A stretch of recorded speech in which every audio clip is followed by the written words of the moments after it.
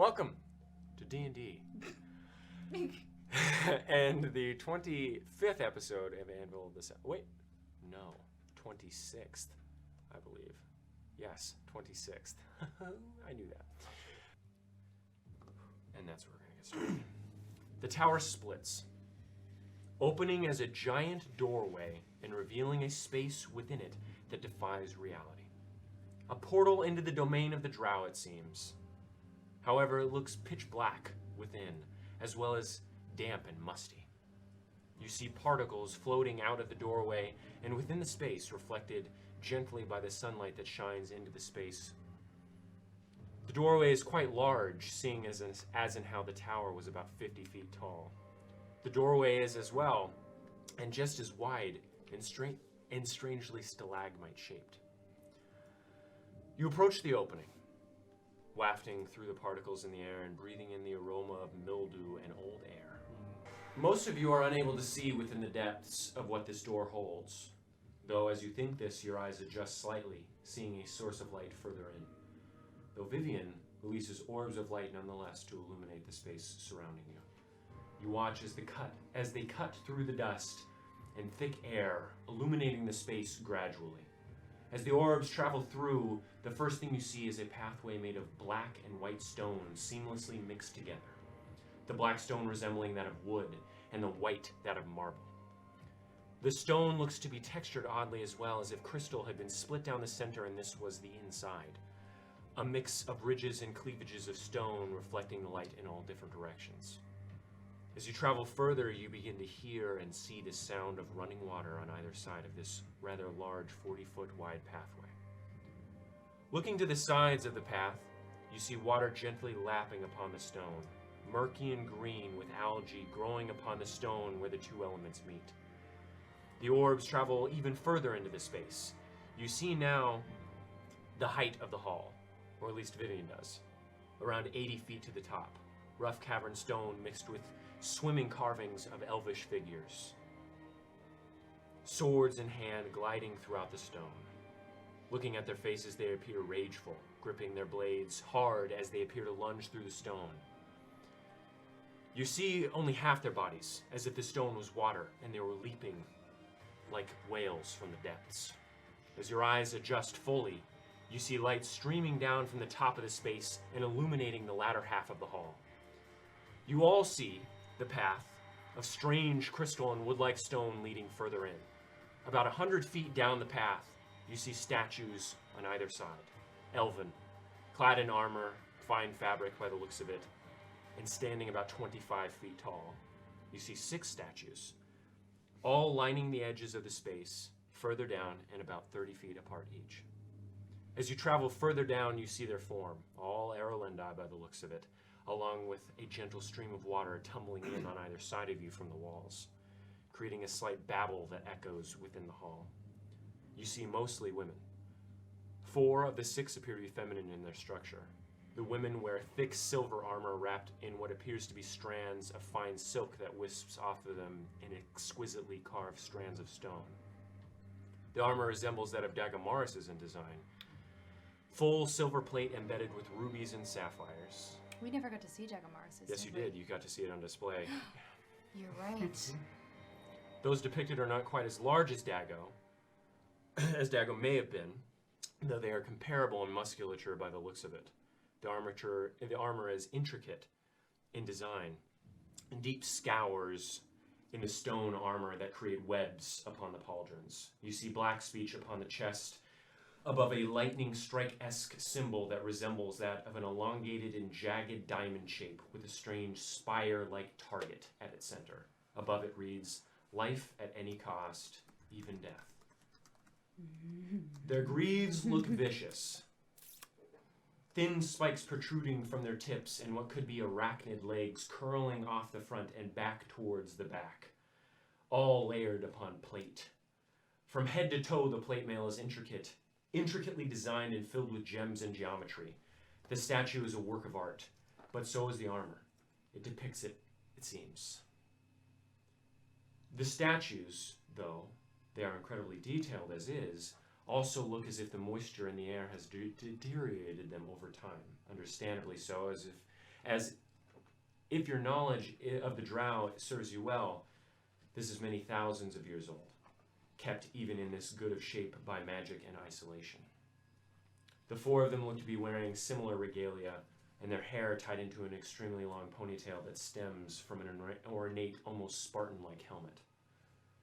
The men look far less opulent in their depictions. They appear to resemble commoners, wearing cloth clothing and adorned with far less jewels, if any. Their facial expressions are all the same, stoic, whereas the women look ravenous, rageful, and filled with glory below their helms. The detail upon the male statues also appears to be lacking, as if carved as an afterthought. However, as you get closer, the actual carving looks just as exquisite, which leads you to believe they were purposely carved with less detail.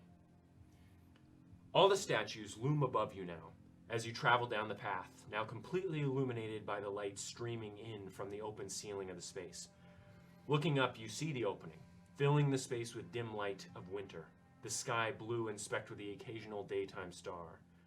Along the edges of the opening, you see drowish figures depicted, grasping at the corners and edges of the opening, their muscles tightening, all of them massive and appear to be tearing the opening with their bare hands. Looking ahead, you see a wall carved into the rough cavernous stone of the space, 4 deep gouges stemming from the edge and traveling inward, intersecting above a jagged half-oval archway. Each gouge looks to be lined with silver and cross-sectioned with gold and rubies. The edges of the half-oval look to be purposely cracked and create a design much like trees' roots, leading up to where the 4 gouges intersect with one another in a single space, and then pluming up like a tree with the cracks acting as roots. Before this archway, the path opens on either side like a T, the stone expanding on either side of you and each side of the hall. You approach the jagged oval archway, seeing a blackened rim like char upon its edges, though it looks purposefully put there. And within the char rim it reads in black speech, "Scholars, magi, and clergy of the old world, what have you to offer but the souls of the dead, long scorched by your false prophets? Rise, Erlendi, rise and shape that which is offered, shape it anew and rage into the fallen night."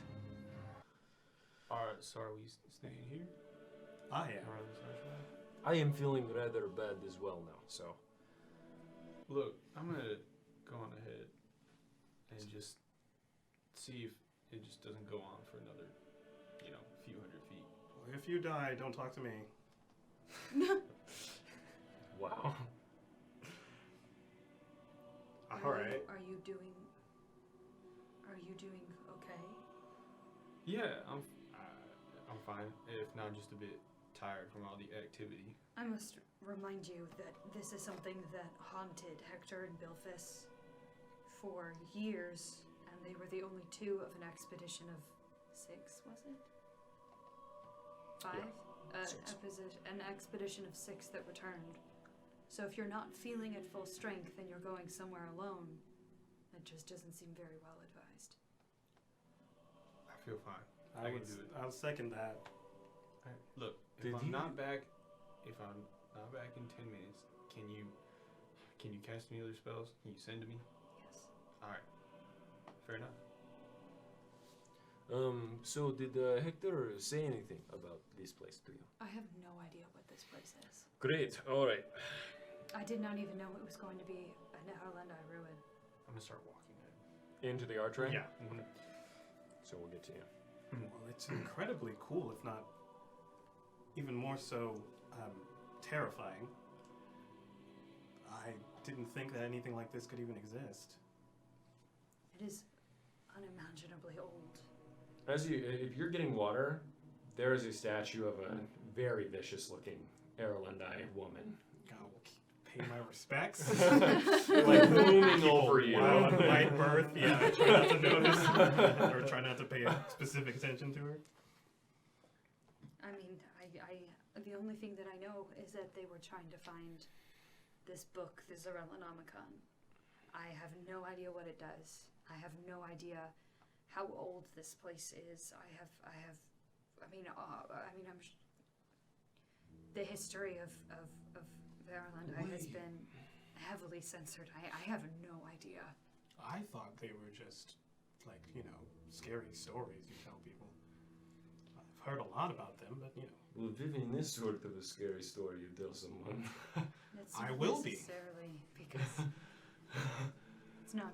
Oh, Vivian, it was joke. But come on, you bound somebody back there with necromancy. I'd It like is, to think that scary. the majority of my scariness comes from the necromancy and not from Verlandai. 100%, but the fact that you are does not help your case. No, the right? combination has. It is like Boogeyman, but Boogeyman with big sword. big sword. Yes, but barbed, right? It is just adding insult to injury, being both things that people told scary stories about. Yes, necromancer and you just look over and this, which is like fueled with bloodthirsty rage in the face. I will say that as far as necromancers go, you're not as Yes, 100%. not as scary as the ones in the stories. Yes, I agree. 100%. When I think of necromancer, I think of old man with beard who has like bits of flesh in his beard that he's been eating. You know what I mean? I've not seen you do any of that, and that is fantastic. You are already doing so much more, right? Thank you, Clink. Yes. Well, please. It is whatever. So. Nasu. You enter into a space with slanted walls moving outward on either side of you. Starting quite near the sides of the archway you walked in from and moving outward to form a room about 30 feet wide. Walking deeper into the pitch black space, the floor underneath you still a mix of rigid marble and hornblende, and the walls the texture of jet. Eventually, as the room seems to cease getting wider, you find yourself looking down a set of wide stairs. Smoothed, but still of the same mix of materials. Looking down, they seem to travel for quite a ways, and you are unable to see the bottom with your dark vision. Okay, I'll continue walking. You're going down, okay? Mm-hmm. Sounds good. And I will be tracking how many minutes passes. Okay, sounds good.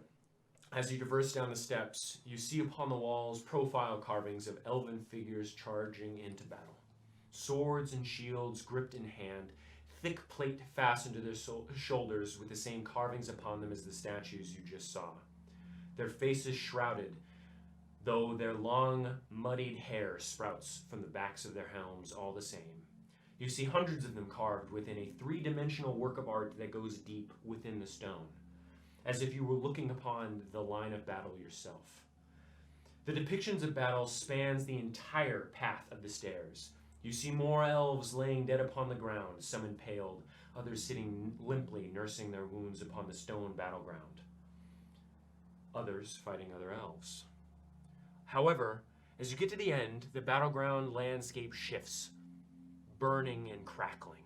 The charred bones of many splayed upon the stone landscape, and a dark figure flying above, its eyes burning a blue, shrouded by smoke and mist. The silhouette of a dragon, gargantuan in scope, and then the stairs end. It's your boy. You reach the end of the stairs and find yourself looking upon two rectangular platforms of obsidian, held aloft by ropes adorned with glowing runes that wrap up their form.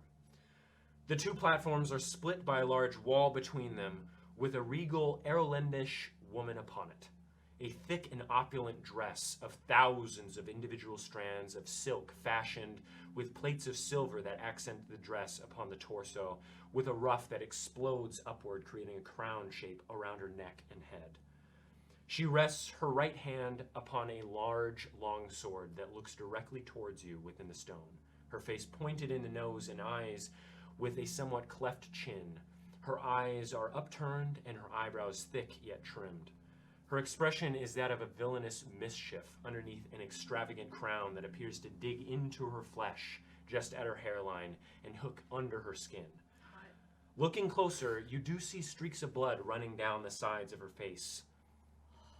The crown itself is tall and filled with jewels, a mess of metal atop her head like an opulent web or a bird's nest. Each of the platforms are aligned with runes as well. Evocation, by the looks of it. Strings of geometry look to connect them to the ropes as well.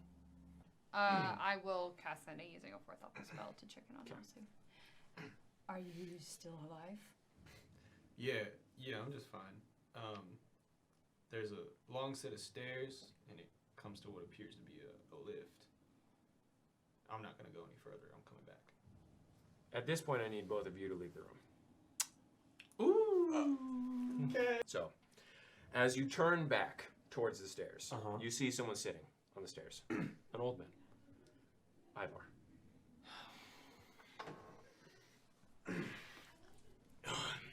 Nosu, it is a pleasure always. For you. I like your humor. Trust me, I do. So, there was a wish cast Yep. earlier that was to remove your curse because somebody didn't speak well enough. I cannot do this. It is out of my power. There is a goddess who wants your soul very badly. And as much as I try and tug and pull with the power of my wish, I cannot release you. What gives this goddess jurisdiction over my soul? I actually don't know. I have no idea. It is stimulating. Truly it is. I have not fought a god in a long time. And this was the closest I got. But the vice grip she has upon your soul, and not even just yours, your entire family's lineage, is grasped by this single deity. Even through the divine barrier, such anguish, such anger, it is quite petty, and I cannot lie. I value pettiness.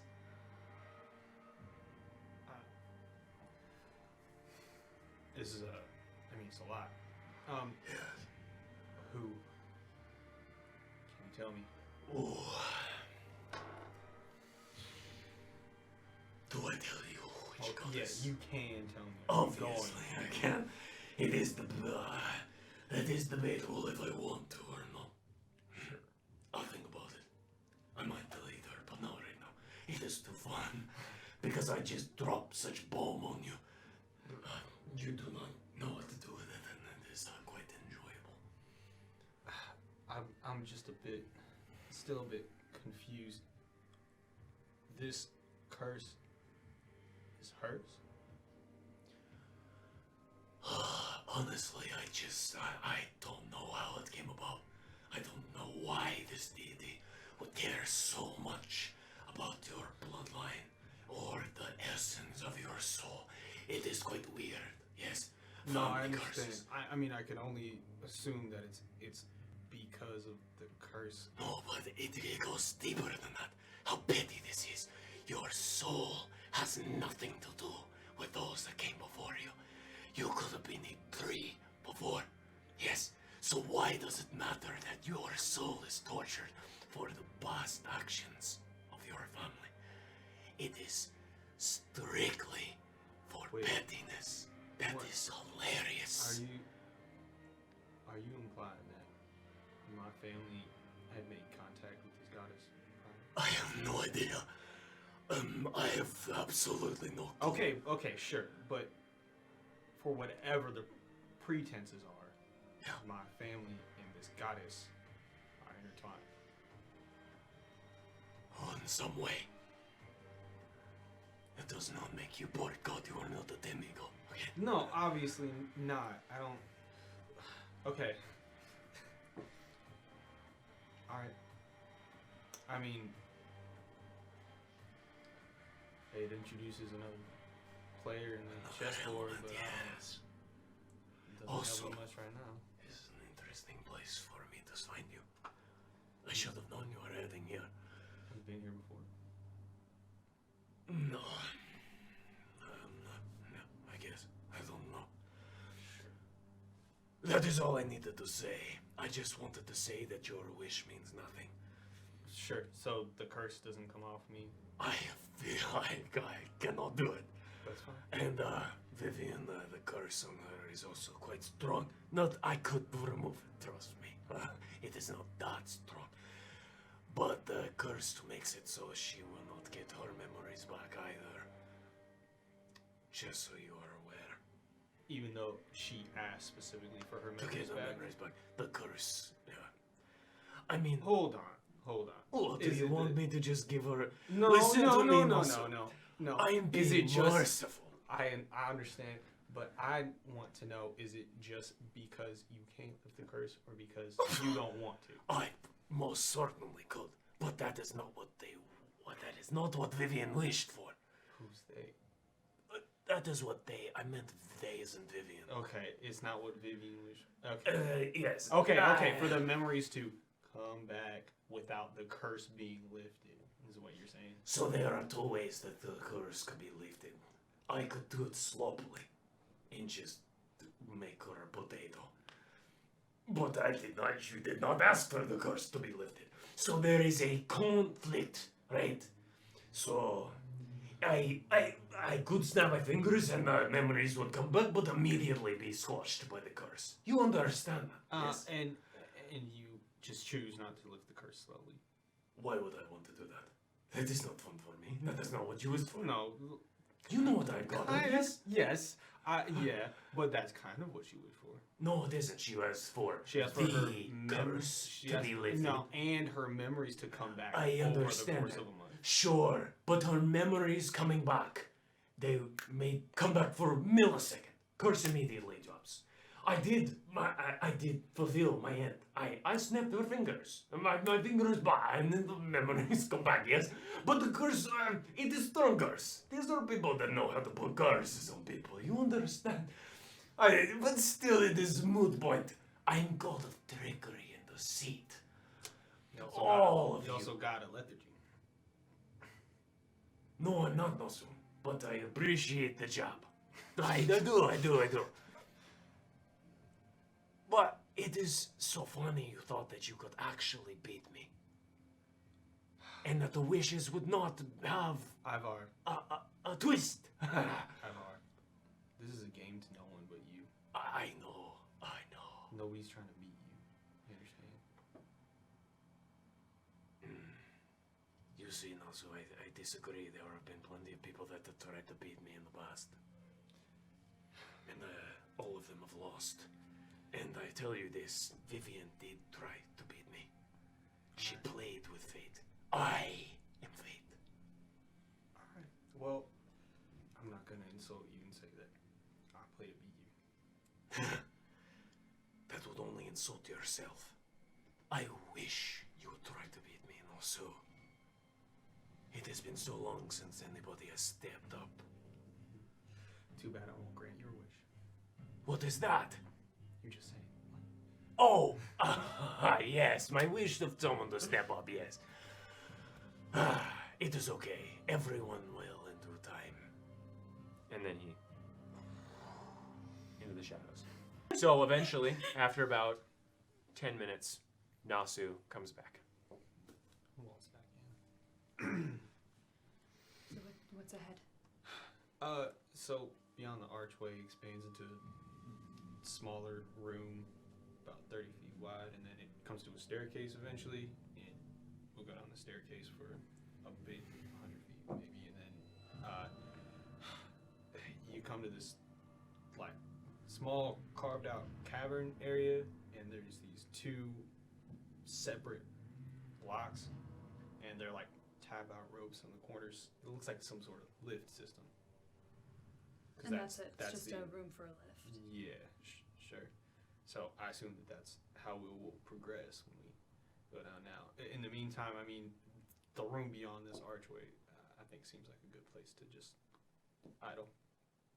Okay. At this point, you get a message. Vivian, this is Archmage for service. Of course it's fucking. Where are your exact coordinates? Where are you right now? one of the sides of the Casbah Canyon past a little bit where the original expedition went.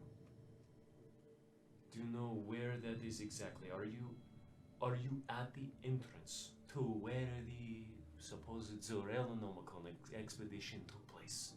We're inside the building. Okay. That is all I need to know. Are we safe? Are we okay? Why are you asking? Cunt! Cunt! Fucking cunt! What was that about? Narc. Who's asking where we are? For Servius. He asked for our exact coordinates. I don't know our exact coordinates. But he's been... god. No, it's the Archmage of Divination. Oh. He's been checking up on us. He's been checking up on me for a while. Dagomaris let him know that I was a drow a long time ago, and he's been monitoring me ever since. But So he wouldn't he's- tell me anything about why he was checking in as to whether or not we had made it. He's fine that you're a necromancer? He hates me, absolutely, I'm sure. But I suppose as one of the few remaining Naralende that they know of, they think I probably have some information, which they're not wrong to assume.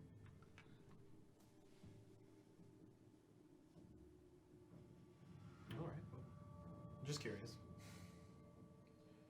Well, before we get any unexpected guests, or I guess not too unexpected, why don't we go kick our feet up in the other room and maybe everybody can gather around. I got That sounds about right. There it is. The door closes. the main door entrance down the. Yeah. Okay, cool. Okay, cool. Okay. If we, maybe everybody wants to Would gather it be around. better to rest here? There's no light in the next chamber, is there? Was there? No. All you saw was due to your dark vision. Clink is going to be manning most of the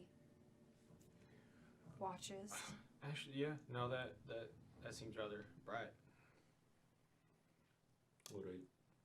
I can do that, yes. All right. Well, y'all might want to listen up. That was in the cavern where the lifts are. And I turned around to go back, and Ivar. So he did come back. Yeah. Did he ask you to pull more cards? No, I told him I wouldn't do that with him anymore. He just said that your memories aren't coming back. And that's that. What do you mean? That he can't, or he's just not going to? He could, the way that you asked for it, right? You asked for your memories to come back slowly Slowly. over the month. Yes. For that to happen, the curse would have to break, but it would have to break all at once. And I asked him, well, why not slowly? And he's like, why would I do that? Yeah. But you're not going to. Is he going to remove your curse? That's a little more complicated. In a good or bad way? In a you will die like I will if my curse is removed? No, actually, that part is actually a little more enigmatic, and now we have, I think, even less of an answer to that. There's some goddess, apparently, and this goddess is somehow intertwined with my bloodline, and apparently Ivar has been arguing with said goddess and On your behalf. on his behalf to remove the curse. I mean, yeah, I guess if I was really vehement about the curse being removed, it'd be on my behalf, but the goddess has some sort of jurisdiction over my soul and refuses to let the curse be removed. Did he mention who it was? Okay, we can assume it's not. Probably not a good deity. It's probably the goddess of bees. Bela? I account of you being so ornery all the time.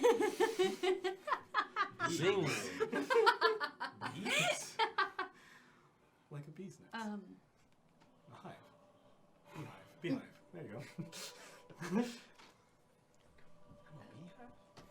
I suppose I'm trying to think. Wolf, goddess of pain, torture, destruction. Persephone, goddess of The hags. first one you mentioned. Well, I'm trying to think of the more evil-aligned deities, goddesses that I know. I know All I can remember is Persephone. what, Tiamat, goddess of. It's Tiamat. No, that's the only like goddess God. that I can remember.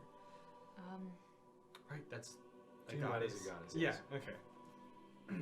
Tiamat, Persephone, and Wolf are the only ones I can think of off the top of my head. I'm sure there's Well, another. I mean, he And she's did sort of like a kill demigod. someone. Okay. All right. So, I mean, from a god point of view, it could be a just punishment. I don't know. I wouldn't consider it personally a just punishment, but I wouldn't just rule out all good deities. You've been this way since birth, though, haven't you? As far as I can tell. Well, so then it's fine, right? That's fine. I mean, I'm not going to die. You're not going to die. yeah, sure. Everything seems kind of moot at this point. But It's a waste of a wish, but at least neither of us die because of it. sure. And well, I don't know. At least we know now that I could use the one question that Avar gave me to Yes. help you. We'll see if we need it. Didn't you use that question to see what your curse and who is cursing you? I could, if I really cared about removing it. Okay, well, maybe what happens after you die? I don't know. Maybe you are like tortured forever or something. I mean, sure, but I can't really fathom that right now. It is a difficult thing to fathom. Yes. I don't know how much that really affects me, but We can hold off on it. We can see how many answers we get after this. what was just interesting is that Avar was, his usual Avar self when he was telling me that he knew the goddess but wouldn't tell me who it was, but he like was very genuinely did not know what the pretense of this curse in my bloodline and the relationship to the goddess.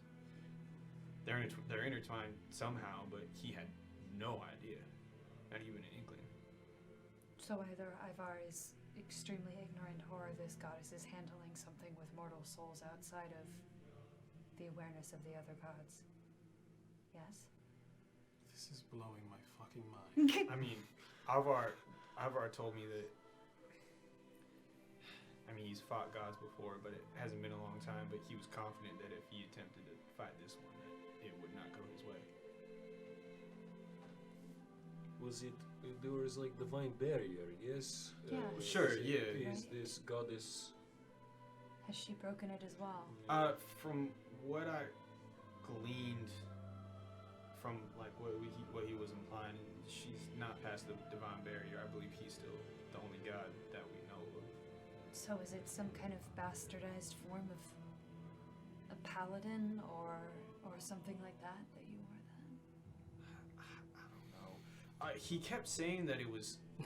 He kept saying and being like really. I don't think so. Yeah, I don't Paladin, think your bullets are powered by divine energy. That's not what I'm saying. I'm saying that obviously My she's not just soul is doing not that grasped. willy-nilly. I am not cursed with paladin I or suppose clericness. perhaps Yeah. My family, as far as I know, was not devoutly religious. No, that's not what I mean. I just mean that a paladin, as a special relationship with their deity, they serve a purpose. Yeah, So perhaps about this a is some warlock. warped Yeah, version of I it. feel like that would be more akin to someone who has a patron, that makes a pact. What is your patron? Are you a warlock? What? No. What? How I do you don't do have a magic? patron. I just You think you just do it? I just do it. Are yeah. you a sorcerer? The way I see it is. I remember him telling us that he does not remember. Oh yes. Oh, What? I don't remember what. You just don't know who uses your magic. I've told you multiple times that yes, I know. I just do it. It comes from myself. So are you sorcerer then? Yes. I guess. I don't know. That is fine with me. As long as it is not directed at me and you are not, I don't know, eating babies to continue your power. The way I see it is there are souls that need help, and I've been granted by the powers that be, whatever powers they may be, with the ability to Do help them. stuff, yes. Yeah. Okay, I don't really need to ask any more questions. that is fine. Ivar was really hung up on this being a thing of just pettiness from the goddess. Oh, That she wouldn't release whatever jurisdiction she had on my soul for Ivar to lift the curse out of pure pettiness. That's what Ivar kept saying.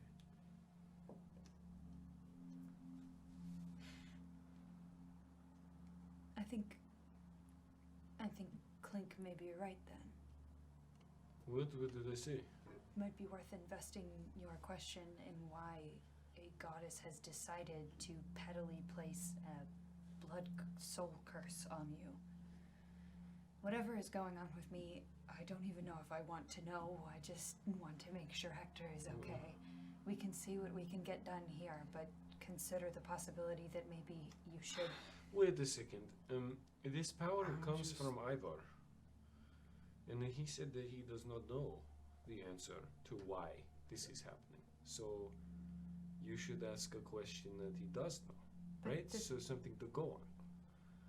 Is that asking? does know Oh, who does it it is. come from He's Ivar? Isn't that question Yes, asking the power. Ivar? Yes, that is what the wish is. Yes, he said that it was his power. So if he does not, Oh know- no, it was not a wish. It was a. No, I know, but where do you think that power stems from? The ethereal? Yes. If I ask for power, it is coming from Vulcan. No, Not just sure, from I the understand. universe. Yeah, no, I thought that. But but Ivar specifically said, I remember this, that he knows a lot. Yes, he says all the time. He's like, well, I know it, right? But Yeah. Yes. so And if he was really genuinely then he will not know. unaware of this, then you think that the. I think a better option would be ask who, and then build off of that. Yes, try to find history surrounding this goddess. I mean, That is just me, though. I do not know.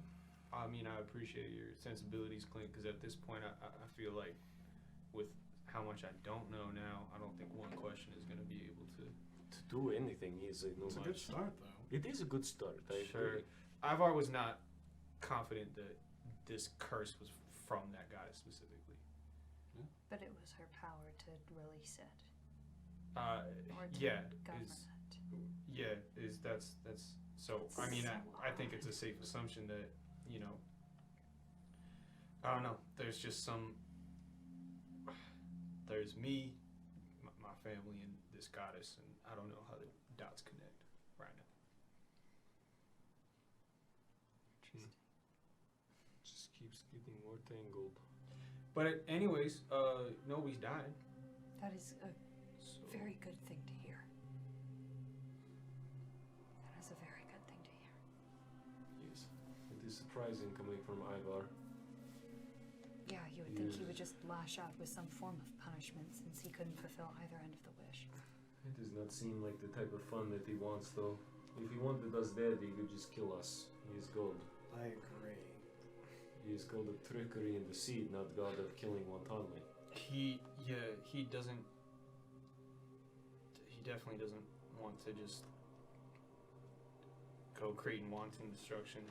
He wants you to he play wants in his game. he wants somebody to step up to him, and then he wants to squash him. At I'm that like point, one of those figures that kids play with. A toy? Like a toy, like an action figure. Yeah. right? Oh, that does not feel good. But you usually have to participate in some way, shape, or form, so you could abstain for as long as you can. I have abstained. He charmed you. He can't charm me, but he can charm you too, I'm sure. Why can he not charm you? One of the few benefits of being Erlendite. What? What? I'm unable to Fun. be charmed. Oh, even by God? I would say there's a 50-50 chance there. Interesting. That'd be cool. Not that I'm really intent on trying to figure that out. Very But interesting. Okay. Okay. Are we sleeping now? yes, please. Sure.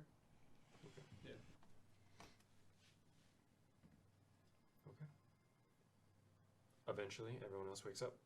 All right. I'm walking forward. Okay, so you guys go forward. Yeah. I will lead. Okay, so you all step down the stairs. Now, with Vivian still at this point shooting the balls of light out so that both Clink and Eupheme may see the stairs. You all now see the battleground depictions and the final depiction of the dragon above the entire thing at the end. So then this was made after they were already driven underground. And then you get to the platforms. As you step upon the platform, the runes light up, a bit of smoke trickling from them from a lifetime of dormancy. The rope's runes do the same, and after a few moments, the platform shifts abruptly and begins to descend within the stone. After about 25 minutes, a path off the platform reveals itself to you. You find yourself upon a half-circle large balcony of sorts, fully enclosed by a short railing, and looking out into an absolutely titanic cavity within the Underdark. Oh shit, bitch, we're in the Underdark. You see not just the rough stone of mountains, but gargantuan spiraling pillars of naturally formed stone holding the spines of Varantuk aloft above you. The cavity is unimaginably big, spanning too far to even see. What you do see is miles of stone above, around, and in front of you, all lit by some unseen source that reminds you of moonlight in nature. From this height, you see about 5 miles in all directions, dimly lit by the unseen underground moon. The cavity stretches to your left and right, and far past your vision in front of you, obscured by the gigantic pillars that prop the stone up. Only about 5 of them in your vision. However, if you had to guess the circumference, they would be about 6,400 feet at their center, which appears to be the thinner than the top or the bottom basis, which in some cases you can't even see. The space is strangely gorgeous, and as you look down upon the stone, you also see a city built upon the massive stone shelf of stone that splits the 2 pillars towards their base many hundreds of feet below. You see the city stretch upon one of the pillars, stretch up upon them, carved into the stone, though they look much more individualistic than the buildings of the dwarves that you can't really tell from here. The city is quite large, spread out amidst the shelf, though not nearly the entire thing. The shelf is odd. A gap rests beneath it, like a plate floating amidst the stone, though you can see it connected to the walls of the cavity in the form of the pillars. You also see what appears to be sculptures of some sort upon the bottoms of the pillars, though you can only see one, and gives its form away, that of an armored drow, woman by the looks of it, and sculpted from the stone pillar upon the west side of its form. And as you sit there, an underground wind howls, blasting you for a moment before dissipating. And as you begin to acclimate to the area, you begin to hear the sound of water rushing and crashing upon stone. Now smelling the dank and moist stone of the Underdark and feeling a slight mist upon your face. Surprisingly, the air here is not too stale, feeling rather fresh, perhaps from the immense space and the apparent running of water. Though it is still surprising, it feels as if you are in a warm cave on a summer's day.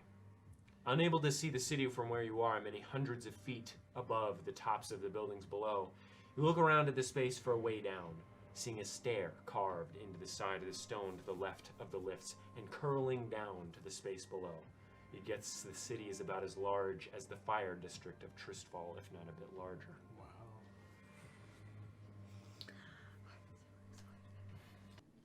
Guys stepping on the stairs?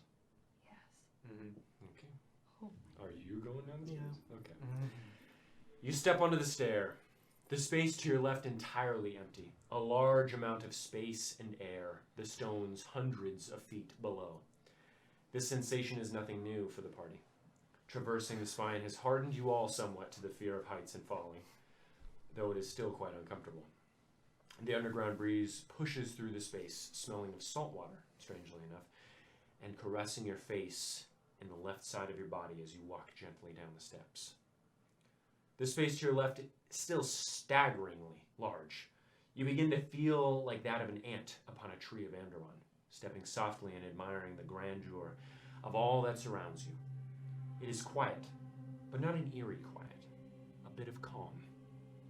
And as you continue, you become able to see around one of the titanic pillars that holds the floor of the continent aloft, revealing a massive embedded within the top of the cavity, a mass of stone.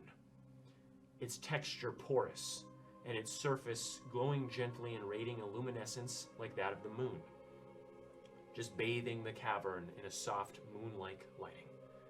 Eventually, the stairs lead into the stone itself, wrapping now back to the right and behind. No light to guide you at this point, only Vivian's orbs. The path down is rather long. The time passes swiftly, and eventually the stone stairs curving in and upon the stone end. You step off the stairs and upon a ledge decorated in tiles of stone, long faded in coloration with some space on either side of you. A steep ledge leading off into the depths below.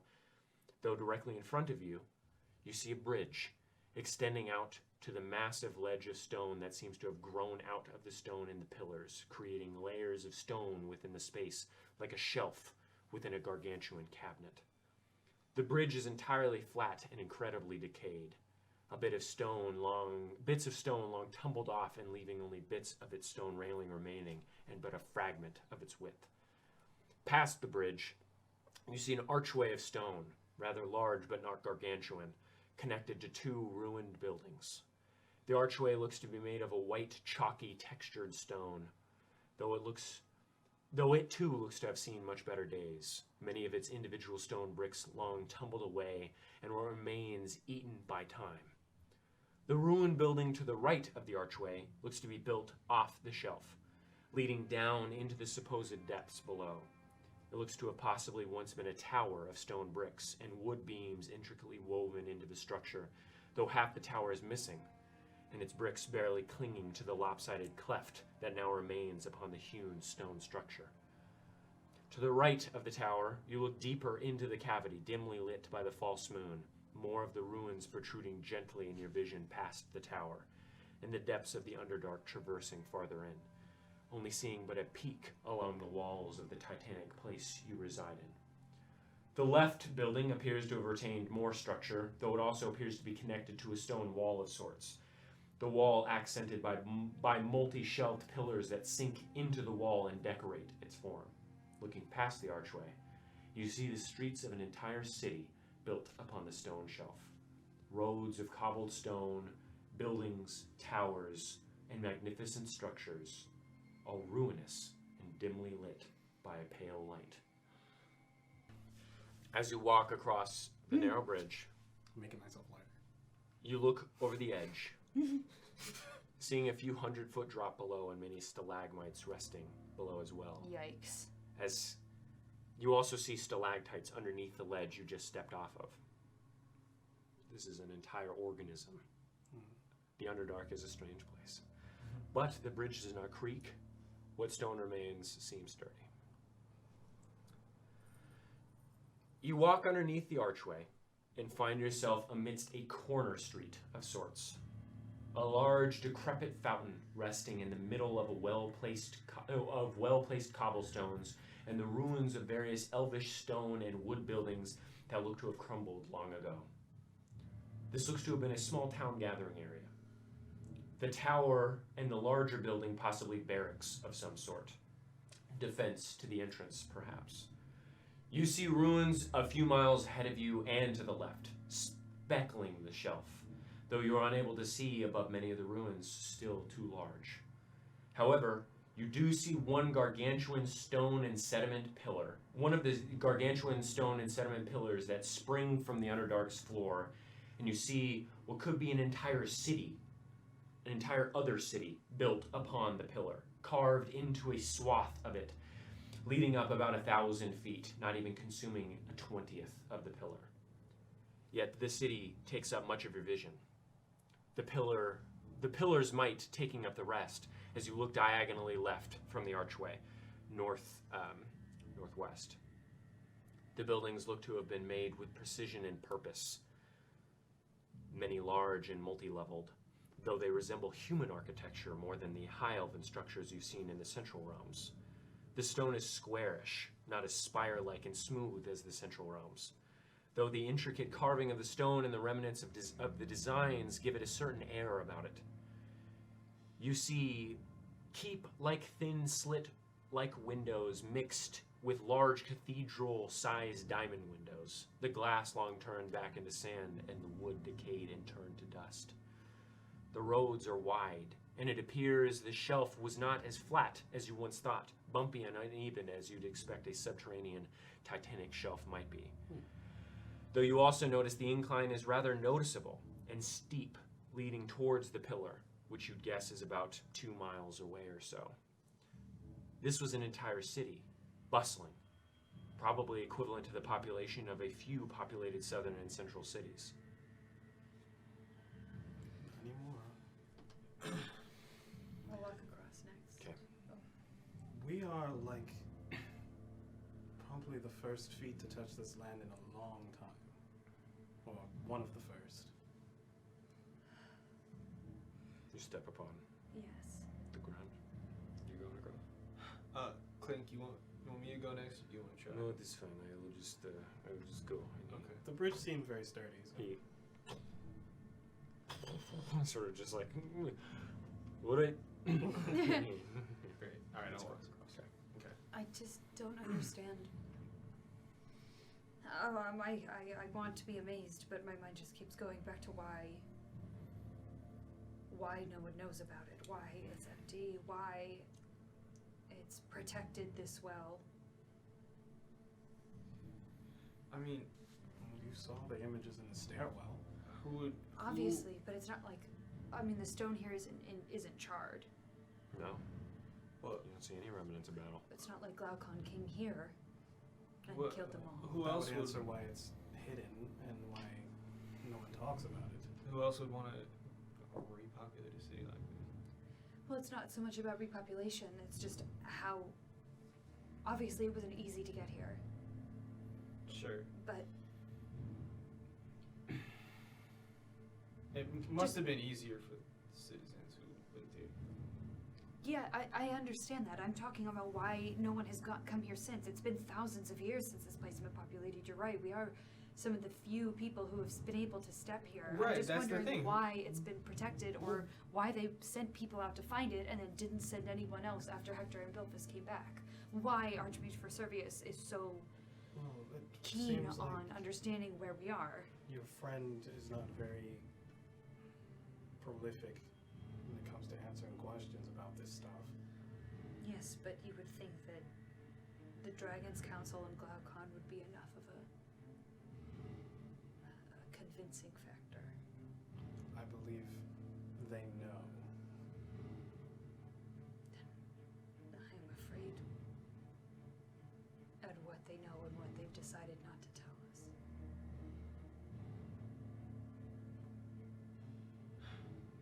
All right. Well, where do we start? Are there signs? Okay. You guys just want to start walking around?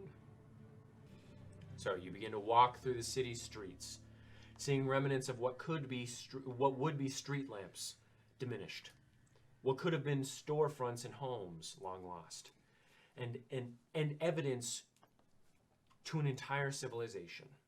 The streets are lined with exquisitely paved walkways and crafted delicately with finely cobbled stone.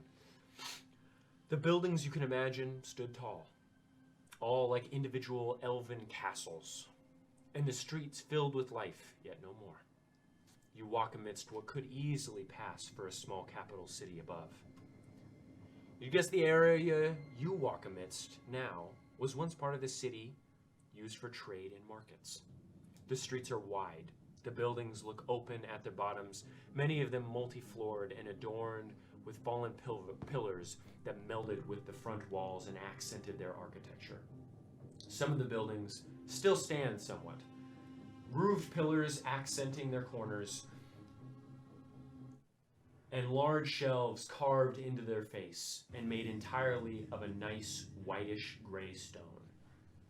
Sometimes appearing to mix with the soot black of the spine, like a mixture of the southern range and of Varantuk's spine, though most of it is a nice ashy gray. The pillars are adorned with nice tree-like designs that sprawl up their entire form and lead to the second floor, which looks to have sported balconies upon their face long destroyed. The roofs look similar to temples in their design, artistic renderings seen underneath their lips, and long faded green paint upon the ridged stone shingles. Some groups and singles of the buildings appear to be atop a few extra natural layers of stone that are stacked upon the shelving like massive pancakes underneath, creating depth to the city and an unevenness to it all. However, you see very few buildings that you can ever make that much out of. Many of the buildings look to have been directly connected to one another, though they are very much apparently their own building. This looks to have once created a wall of buildings that line the streets and areas behind them that look to have been courtyards, gardens, and spaces to lounge. So, what do you guys find?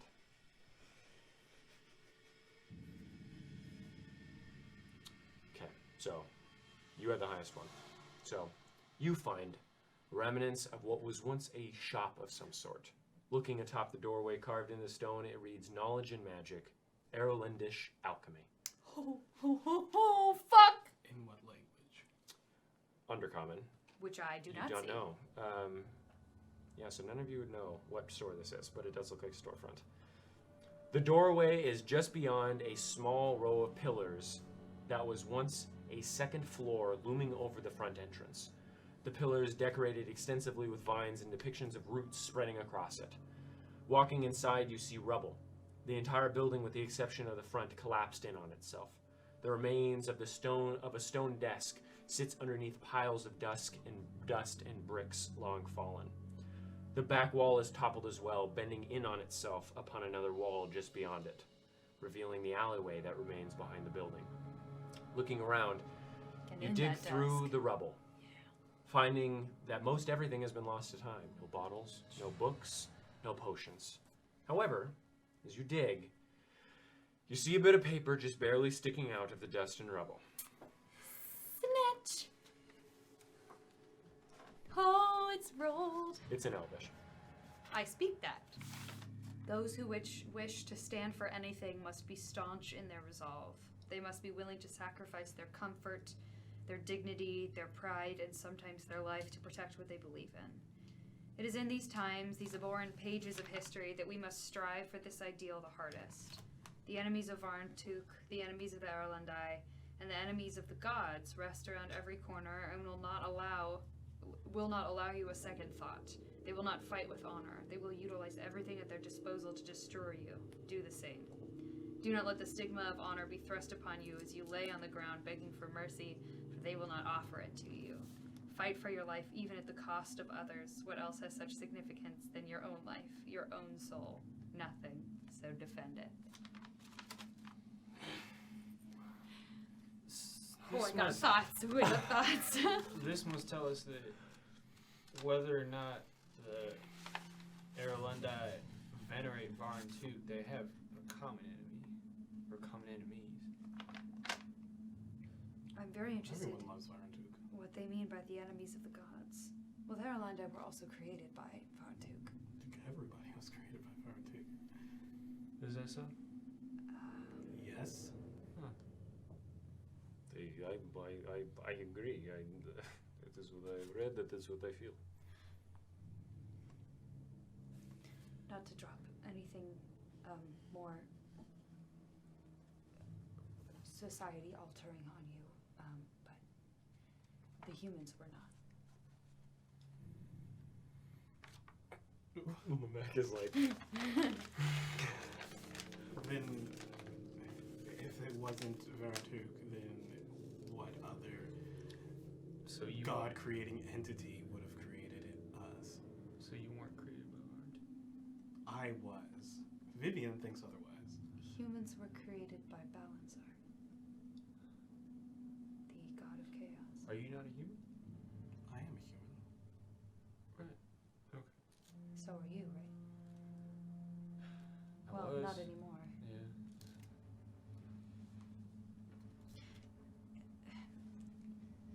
Give me one moment. Da-da-da-da-da-da. You guys can keep looking. Actually, I'd like to pull Nasio to the side. Okay, so you pull Nasu to the side. Yikes.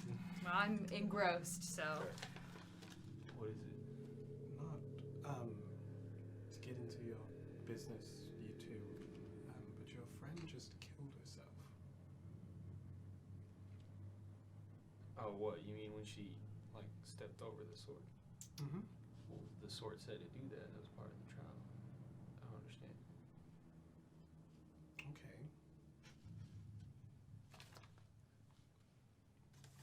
Is there something? Being a newcomer, I really don't know how to approach this, really. But, you just believe things you read on a sword? She could have died. Vivian. Like, died. Uh-huh.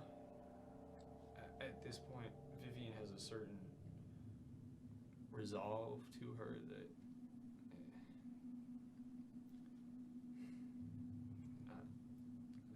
at some points it's a bit inconsequential to achieving a task. So you did the calculus in your brain and decided that it wasn't worth it.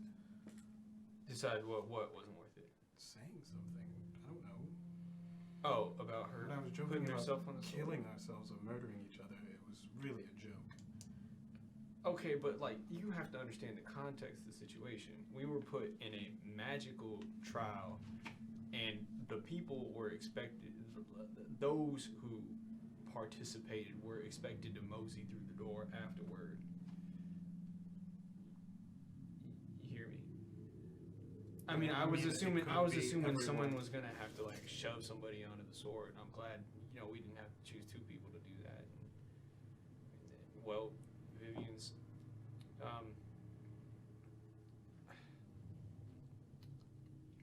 her All right, brash demeanor just. I guess I just wanted to see where your head was at on that. That's fine. Death is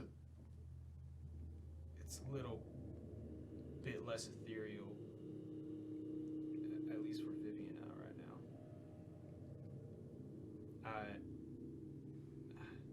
I can't remember if I told you explicitly or not, but I was killed in a fight and then Yeah. brought back into a different body. I've gathered that. Right. I've seen mortem. Oh, all right. There was a chance in which she just died and the door opened. I've read many stories about necromancers sacrificing souls to gain some power to open or to do something with them. I just wanted to see if you were okay, and you seem fine. Yeah, I'm fine. If you want any further insight on Vivian's intentions or how she would have reacted to a different outcome, you can ask her. No, this is not about Vivian. This is about. Never mind. It sounds an awful lot like it's about Vivian. Maybe it's just not about Vivian. I was checking in with you to see if you were okay with your friend killing herself.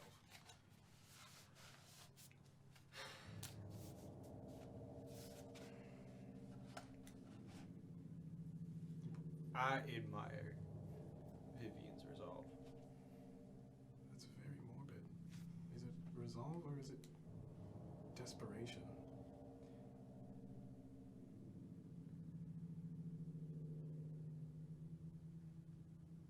I think it could be a healthy mix of the both. Healthy is what I would describe it. It got us down here, didn't it? Luckily. You were thinking about forcing somebody on the sword? Yeah, how else were we gonna kill somebody on the sword? I'm surprised that she was even able to thrust yourself upon it, honestly. I'm very surprised as well. That's why I'm having this conversation. Who were you thinking about throwing on the sword? I was thinking that someone was going to have to push someone else onto the sword. Right. I was a bit upset that you, and also Clank, didn't think it was as straightforward as it was. I think that I wouldn't think that killing myself was an option. That's a non-starter for me. Someone had to lose a life. Do you honestly believe that? Or are you just rationalizing it after the fact? I think you won't get any other perspective. Okay. Good talk. Thank you, Nasir. I have realized something. All right. I'll walk away. As you were looking around after your conversation with Nasir, as you were sort of meandering about with your thoughts, you find another building, entirely collapsed, though you see gleaming within the rubble, like metals sparkling. And as you look closer, you see what could be a sword sticking out of the destruction, its form bent and broken, but still very much there. You dig through the rubble to find whatever you can salvage. You find broken shards of various weapons, a war hammer slowly compressed by the weight of stone, its form lopsided and janky now. Bits and pieces of blades long shattered and hilts hewn into many pieces. You'd guess all of these hold considerable value, as they are technically artifacts of a species long forgotten.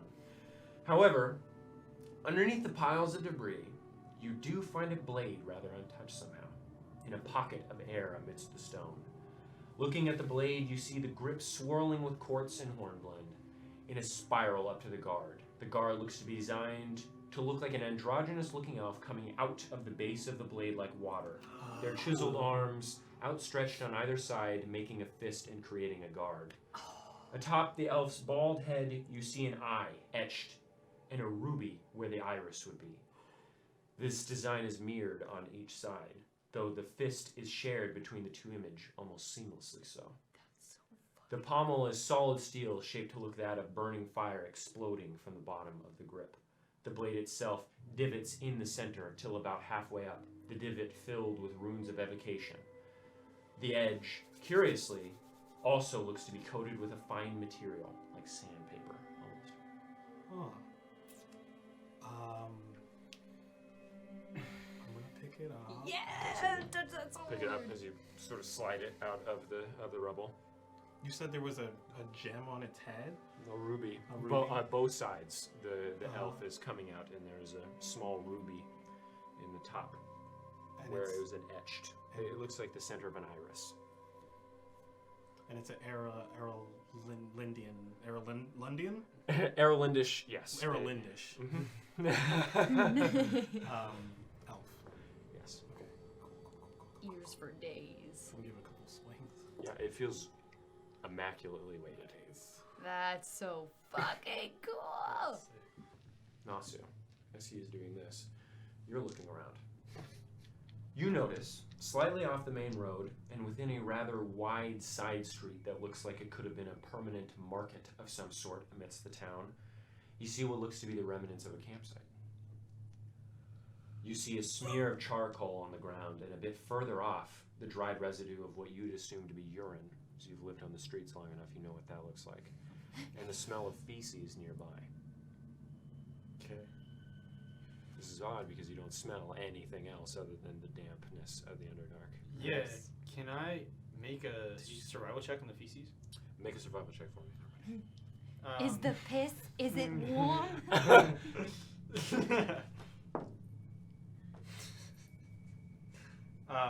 Well, Clink's with you, so he'll give you advantage. He's Yeah. sort of like, what is Why this? are you looking at the shit? Okay. That's 24. 24. This looks like human feces, Okay. though blended in, sort of in the corner. You see cat poop. Motherfucker. Right. They shit in the same place too? Jesus. So it still smells. Does it still look does it look like damp at all? I'd say that's a juicy, dude. Come on, brother. With a 24 survival check, unfortunately, you would know Yeah. that this looks a week. A week. A week at Okay. least. All right. A week at least. All right. So probably be. Looks a bit oxidized. Yeah. Okay. Yeah, I put my hand over it. It's not warm. No. Okay. Okay, I'll go to Clink. Like, it's human mixed with some cat. Ooh, this is Yeah. gay. It means Hector and his cat. Oh, Mm-hmm. okay. I was thinking that maybe there was like strange cat and human person with two buttholes or something. Click was like, all right, I'm coping with this, I guess. It is good that we are on our path, though. I remember now that you never met Hector, but you do have some wild imagination, right? You have to understand that all I have was my imagination. I've been in I've been in Forge for 9 years. That's fair. Yes. Yeah, you saw the same walls for 9 years. That makes sense. Yes. We should go tell Vivian. That sounds great for me. Anything else at the campsite? Not that you can say. All right. Alrighty.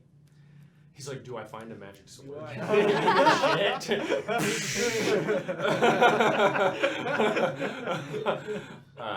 You find. Yes. Exploring, well, actually, you don't find this yet. So, you all eventually, you guys are in similar space walking around this residential area.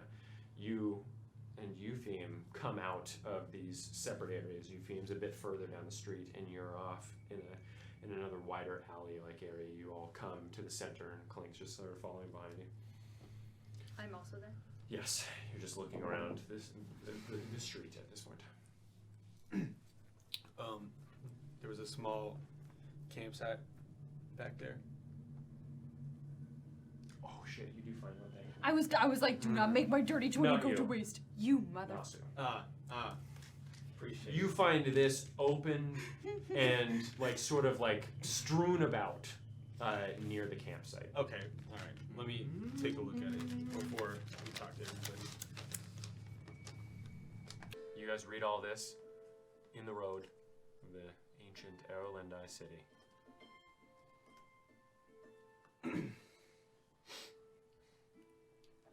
Why was that book in a lead box? Well, obviously they either were putting it away for a very long time, or they didn't want somebody to find it. I found it in a wall. There was a loose brick that I pulled out, and there was a hole in the wall. It was so somebody could know however long later it took for somebody to find it, that they weren't as bad as they've been made to seem.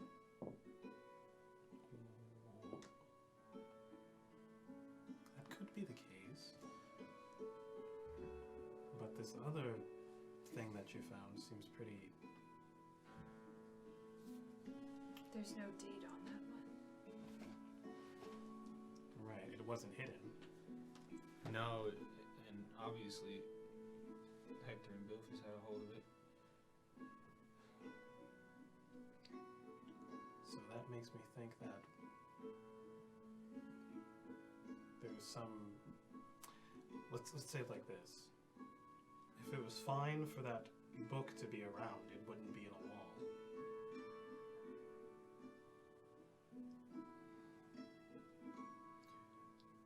I mean, I appreciate the perspective, but I also don't think that just one drow's account of the entire race is, you know, it's anecdotal at best.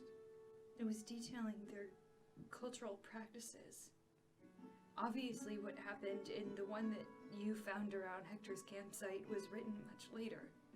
Yeah, I don't After deny many that. other things happened. Yeah, I don't deny that. Hold on, I'm not saying that the second one is bad. I think it's That the later one is bad. I think it's kind of bad. You think it's kind of bad? How?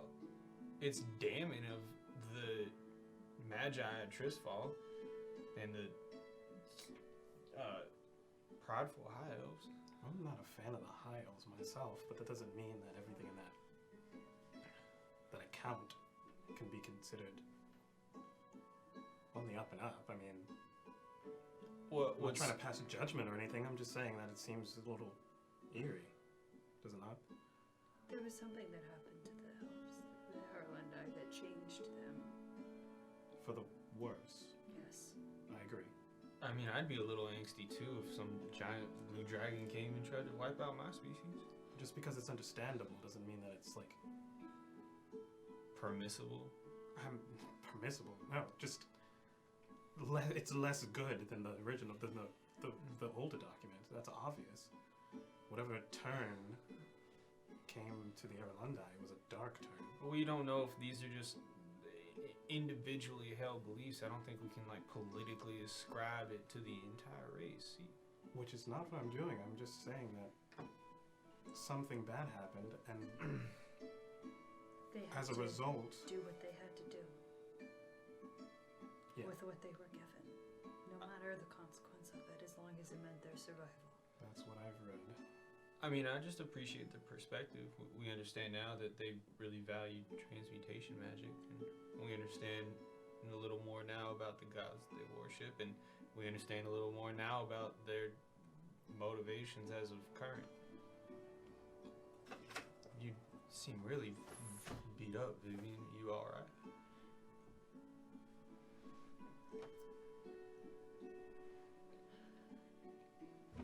I just,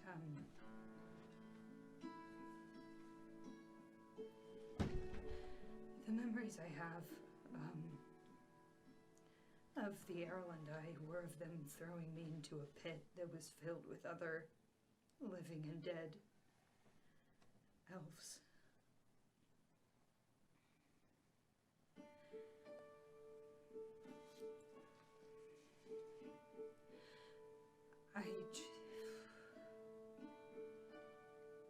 The one that was written and sealed in the box is, I guess, what I was hoping I was going to be able to find when I got my memories back.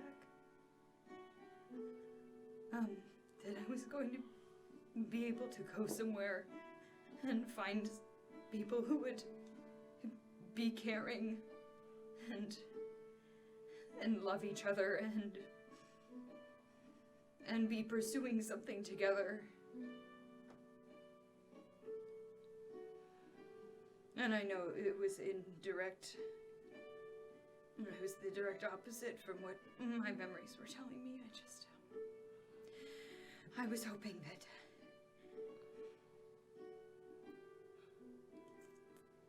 Well, we don't know that that's all lost.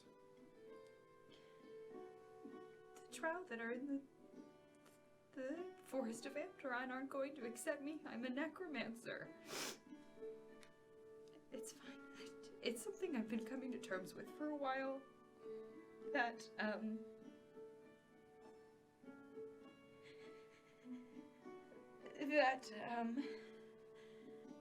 I don't really know if I want to know. I don't know if I want to have my memories back.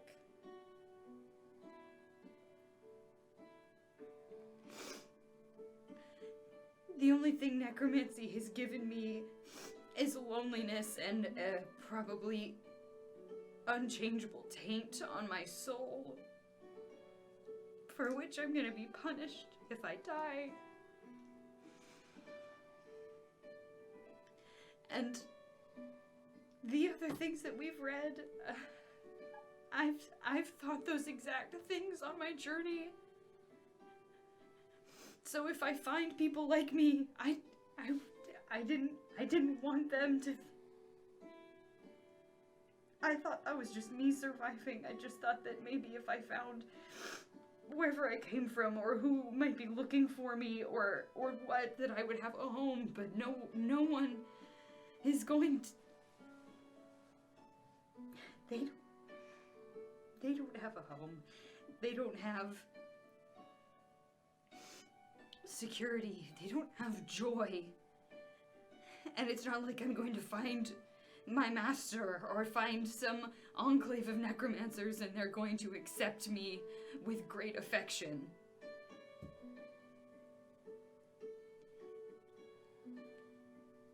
I just wish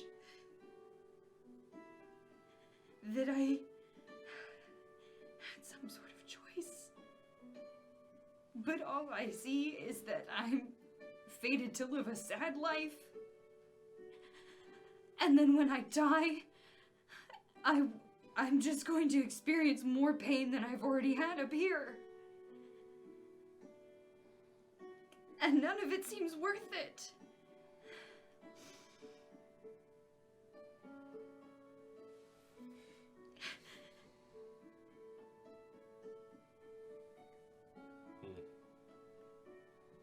The only thing I want is to save Hector, and then I have no one to want. It's not, I don't have anywhere to go.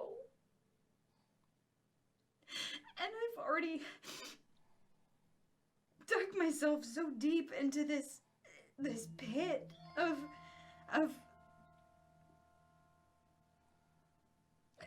this magic because I clung to it for so long, thinking that if I kept practicing, that it was a link to where I was supposed to go. I just don't know if the person I was is somebody I want to be anymore. It's just, I just can't see any future that isn't just so lonely. Do you know who you want to be? No. I've been pursuing my memories the entire time I've been out. And I've made so many enemies.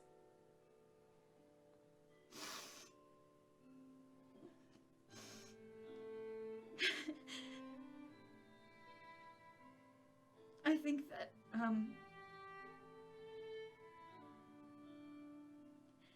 I think that if I can save Hector,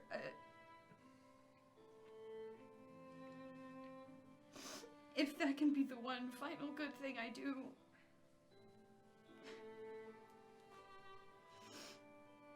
I might just give myself over to Servius. And I might as well go through whatever torture mortals see fit to punish a necromancer, and then maybe I can just die and go through whatever punishment mortem thinks fits a necromancer, and I guess I can just hope that after going through all of that, that somehow what I've done to myself will be gone, and I can live a happier next life than the one I have now. I understand that you're feeling in much despair and really defeated, but there's no reason to go saying such brash things as giving yourself over to Berservia. I've done nothing good. It is not true. I let that cleric who saved Nasu's life be punished because I was... Listen.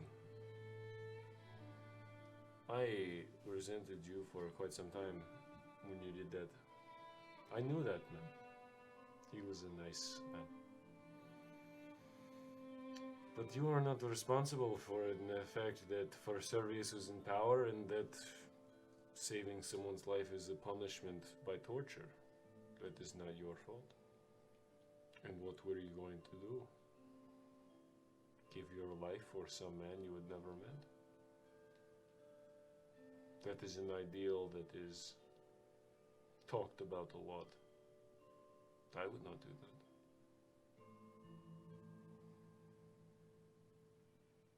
And I am considered holy man. Still would not give up my own life to save someone I do not know. At least not right now, I don't think. I have much to learn. Much to see.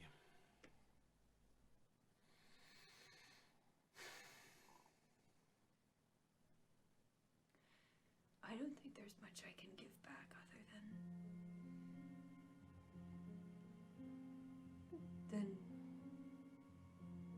doing whatever form of penance I can and removing myself. Why do you think that Mortem would punish you? Because that's what I've been told that From whom? that what I do is that Mortem is a neutral being except when it comes to necromancers. Because we infringe on his realm and we take from him and we abuse the life force that he tries to protect. And they spoke to him directly, I'm assuming. Morton. They went down and asked them, how do you feel about necromancers? Why would necromancers?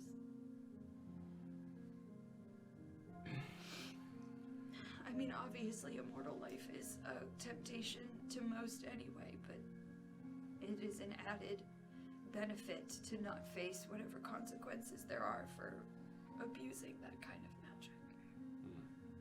Well, I don't know. I cannot see Mortem, who somehow ferries serial killers and child murderers back up as new souls with no memories. They are just souls. They are not the people that they're connected to, but somehow singles out necromancy.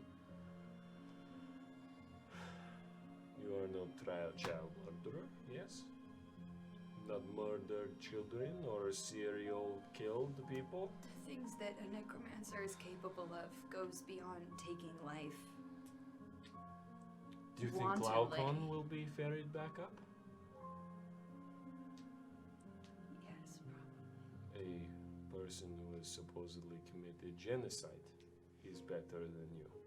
Somehow I think Mortem is a bit smarter than the people that told you this. Or he just simply does not care. You think he checks every soul? It is simply ridiculous. I stepped on many flowers on the way here. I felt bad about all of them. And their souls or their energy ferried back to Mortem. And I doubt that he checked the flowers to see if they were good flowers. It is, the point being is that thousands of souls every minute. Mortem does not care. You are small potatoes for him. You don't know either, though. I don't.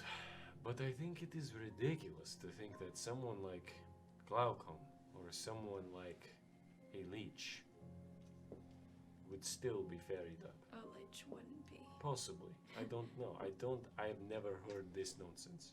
It is just my opinion. I think you have much more to look forward to than you think. I'm not saying I wouldn't be ferried back up. I would hope that I could be. I just mean that a firm talking to would probably be in order, if that's how I'm gonna phrase it. That seems just to be what you think you deserve. But if we got what we deserved, I would be out of a job. Oh, I've true. seen a lot of souls who... I've seen some souls who don't deserve help. According to some cosmic scale or whatever morality we'd like to apply to. The thing about it is, it doesn't matter to me, and I don't think it matters to Mortem at all. How old are you, Vivian? I don't know. I think in my 20s. Why are you looking at me? I'm looking at the DM. You don't know. I don't know. Well, you elves live a long time. So many, many lifetimes of us mere humans compounded on top of each other, stretching far back and far forward. Your history, these books are amazing. The amount of things your people knew, your people did. Unfortunately, things that your people experienced.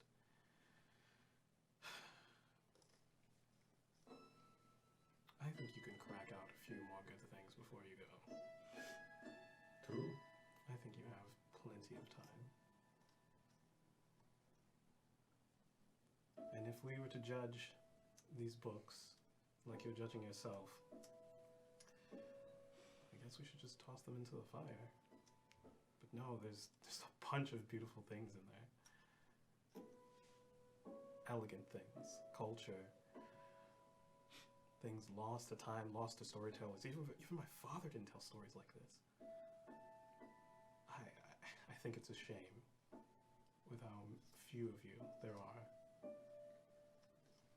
for you to leave. Wasn't that not the purpose of box? So that you could find it. Maybe you are seed to old Erlanda, yes? I do not know. I think it is good thought that you carry on not the anger, but the, reverence for all things. And the anger that you feel is not, you're not crazy, you're not alone. A bunch of intelligent people thought the same thing, or something similar. Oh, you think yourself cursed in more ways than one. But Nasu is cursed, yes. He is not the sins of his past. You are not the sins of your species past. That is ridiculous. It's not just being an Erlandi. I don't think that's a sin.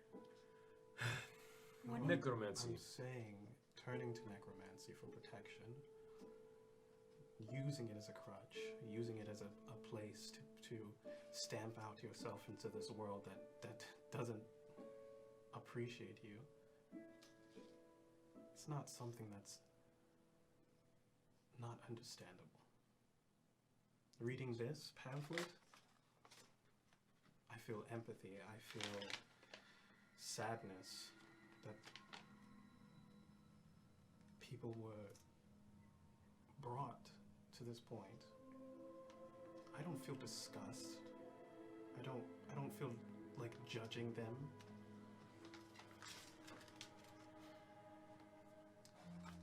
We are not just a composition of our actions. And if we were, you right now do not know what lies before you. Could be some great things.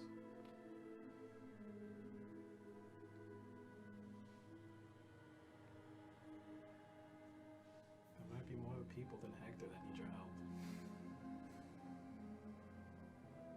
He was going to teach me divination magic before he left.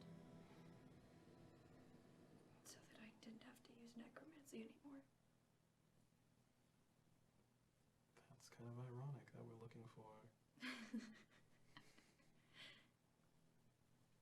I know. Apparently I use necromantic magic. So hopefully you're wrong about that whole soul thing. I hope I am too. I don't think you're right. You've been wrong about a few things.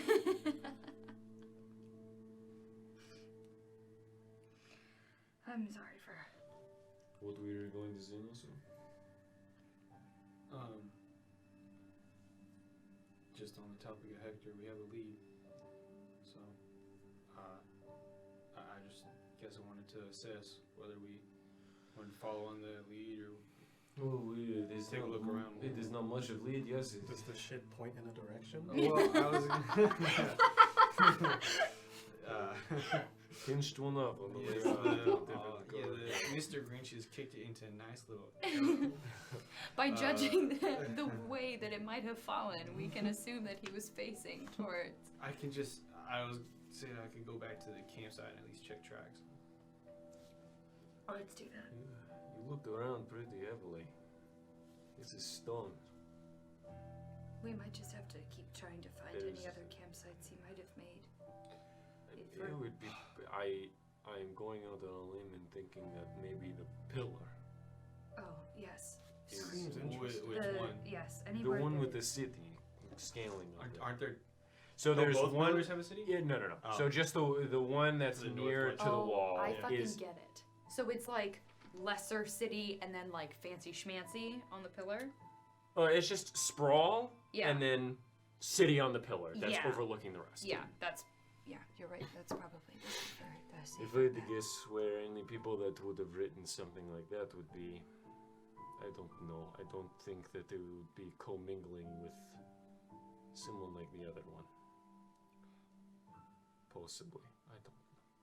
Do you think this city was made before or after that document? I have no idea. I'm not expert on drow. Unfortunately, it looks like our expert or who would know is missing. Right. We are looking for them, yes. Right. It seems as though Hector Dollhouse is useful for more than just me. Perhaps he knows what happens to Saul. would be I know what nice. happens to Soul when nobody wants to listen to me. I know, I hear you. Okay, I heard you. I agree with you. thank you.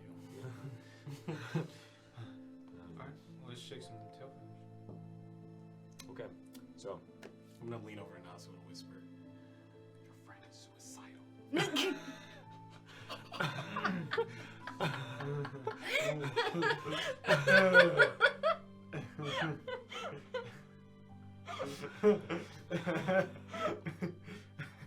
okay, so Can I wanna think real hard. So you guys are walking. And I go and I think in my head, just wait and see. What is that? Okay. All right. Exploring the city bit by bit, you come across an archway between the ruins of two homes. The sentiment is there. The sentiment's there, yes. Oh my god. I just now got that you were just like, think. You heard it.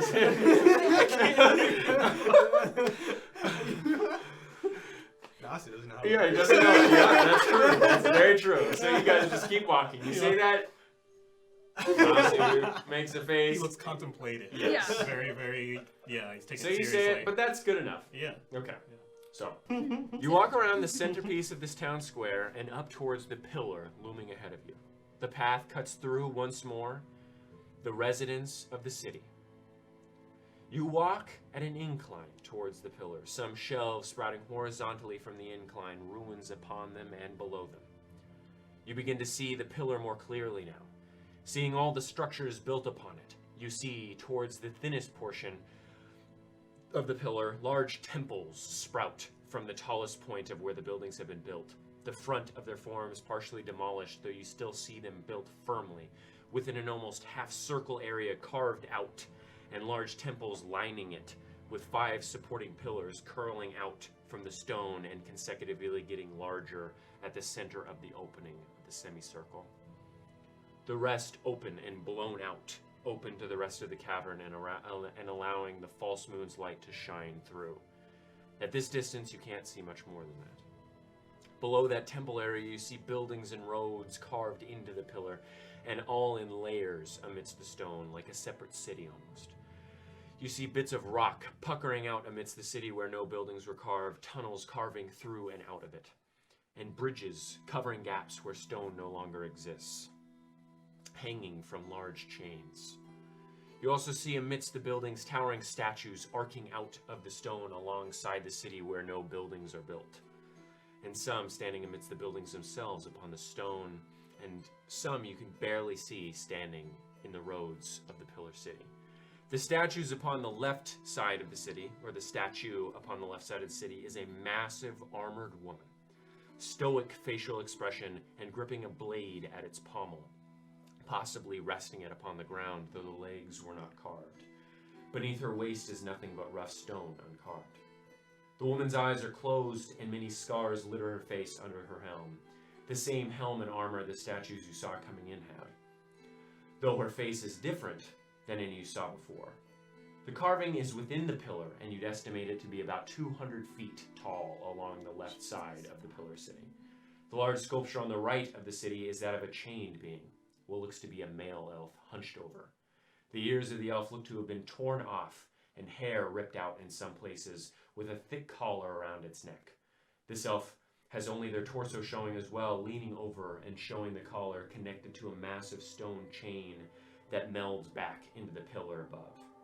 The sculpture is comparable in size to the other, but not quite as large.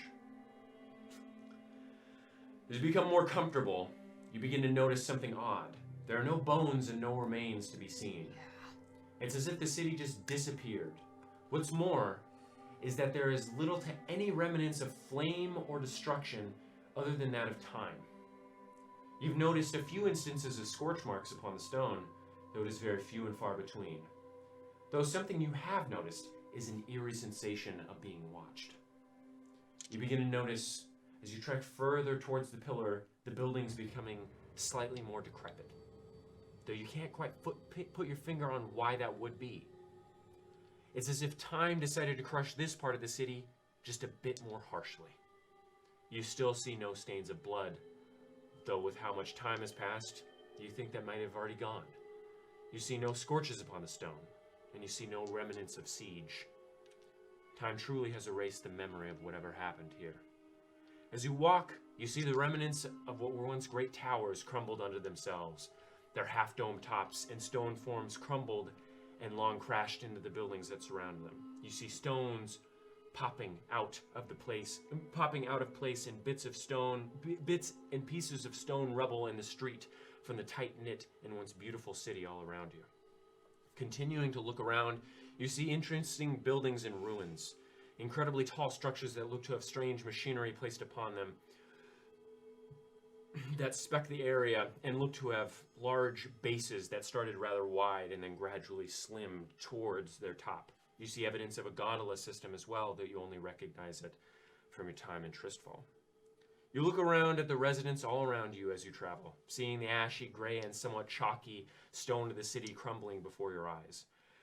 You see the crumbling archways, the decrepit doors, and the face of someone looking directly at you amidst the rubble. Their face is strange. Eyes and mouth all black circles that slope downward slightly.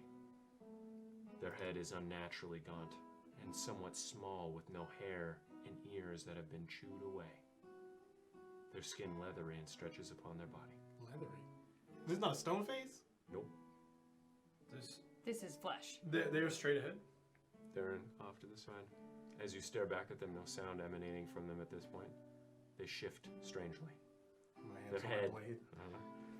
their head not moving as they stare at you, but their body moving ferociously from out of the rubble. As it does so, you see the rest of its body. 7 strange, multi-jointed and thick spider-like limbs protrude from its back. And its almost flayed finger-like arms have no hands. Also replaced with barbed spear-like limbs.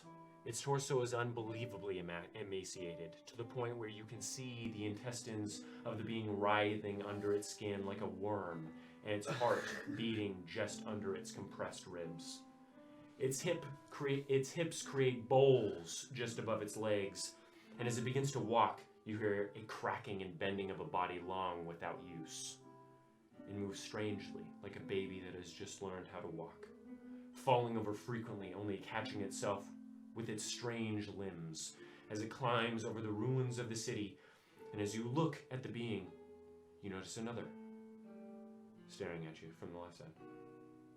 And you notice one staring at you from behind you to the left as well. Clink, can you make food? Roll initiative, everyone. Yikes! So, as you look at these creatures, soundless, they begin to fall over. Their back, their limbs sprouting from their back, catching them, moving like spiders before they slam their spear-like fists in the ground, riding them as they begin to run towards you. What are you doing? How far away is this? Okay, so The one that was looking at you? Yeah. About 35 feet away at this point. Yeah.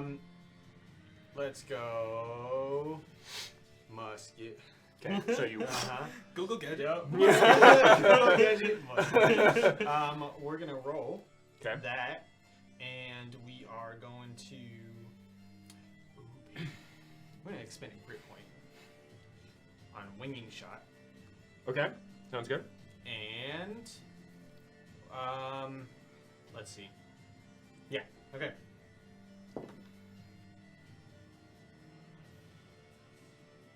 Nine. Okay, so it off into the rest of the Underdark as it just keeps. Okay. Fuck me. I'll have to switch to pistol. Okay, so you For pistol. sling it. Yeah. Okay. Shit. Fuck. That sucked. Okay. That's a 20, 30. Yeah, that hits. Okay. This one doesn't have winging shot though. No, does not. Max damage. Get it? 13. 13. Ready. All right, so you just keeps going. Alright, that's my turn.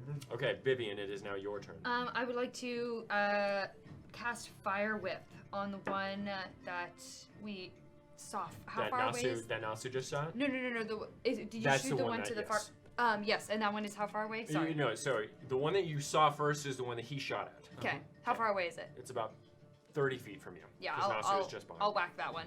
Okay. It needs to make a dexterity saving throw.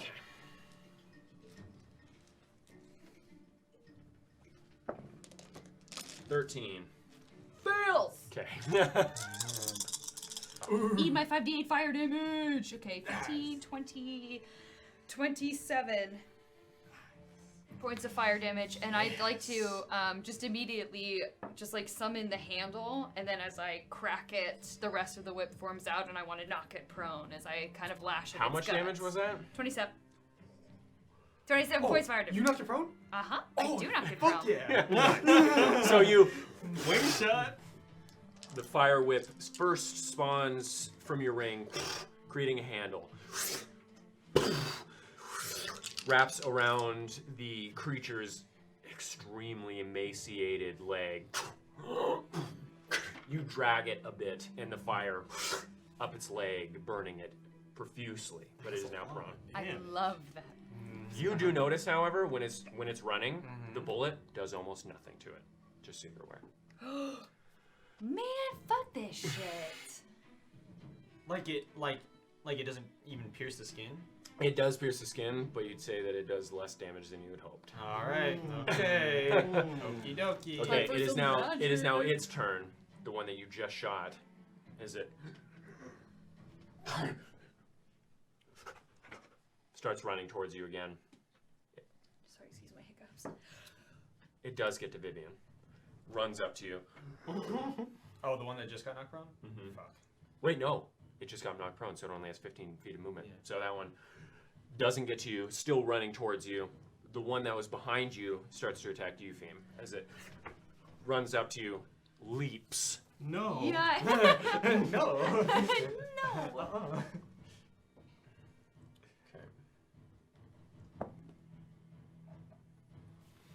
Does an 11 hit? No. All right, so you watch as its limbs twitch slightly as it's running. As it leaps up, you see it try and embrace you within its grasp. You like us getting embraced like that, don't you? As it... Okay, the other one is going to attack. It's coming from the left, so clink. Oh no, it's not its turn yet. It's Eupheme's turn. Get it. Choices. Okay, I'm gonna hex it first. Okay, hex the one that just tried to attack you. The one that's just right up against me. Okay. I'm gonna use the fancy hex, which is Hexblade's Curse, Okay. and taking out my Two swords. Hey! We're swinging, baby. Okay, make an attack roll. This is the first one with, since it's different.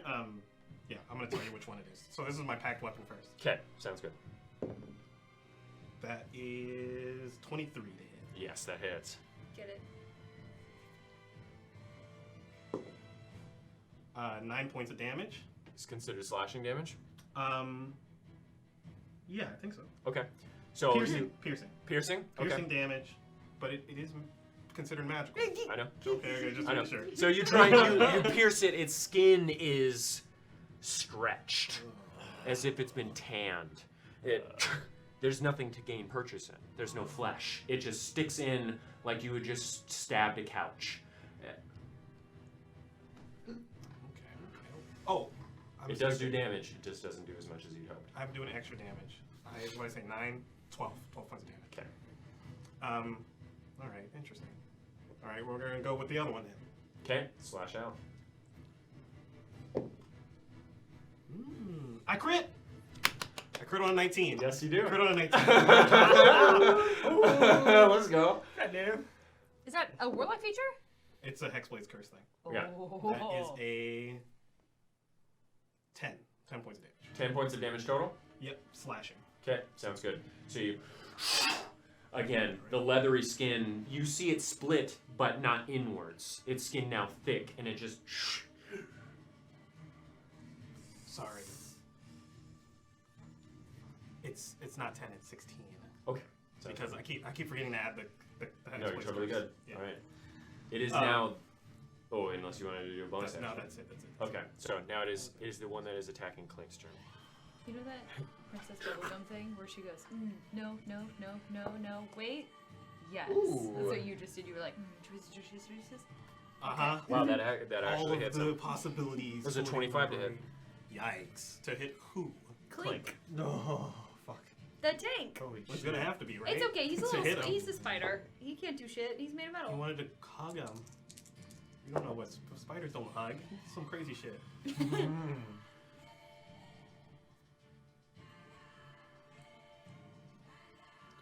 Okay, so it is 32 points of damage to Clink. As you see it attach onto him, wrapping its emaciated legs around his waist, and you see the limbs into it.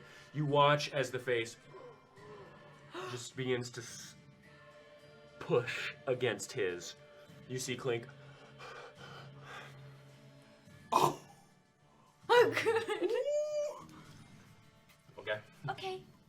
Okay. So on Clink's turn, he is going to shove his hand upwards. No, thank you, please. Oh my god, he Nope. rolled a natural 6. So he. Guys, as he tried to push it off, just still onto Clink's face. My god. Okay, it is now Nasu's turn. Fuck this shit. Clank isn't grappled, is he? He is grappled. He is grappled? Mhm. Okay. Oh, I hate this bullshit. Pistol, how far away is Clink?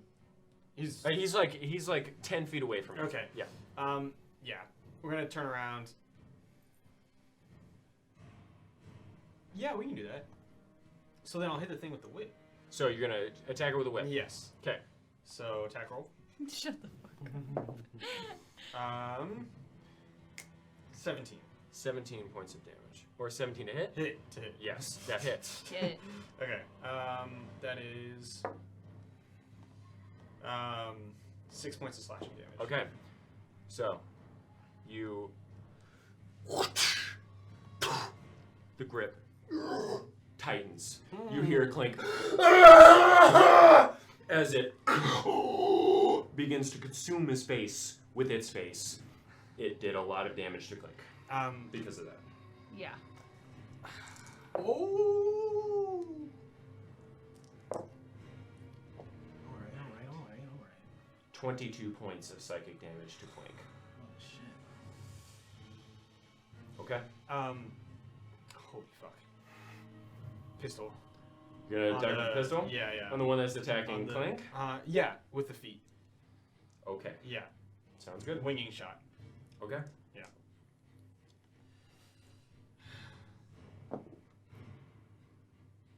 $23. 23 to hit. Okay, that hits. Don't worry about much. And then strength save. Doesn't need a strength save. What do you mean? It's winging shot. Yeah, but it's attached onto somebody. He can't get prone.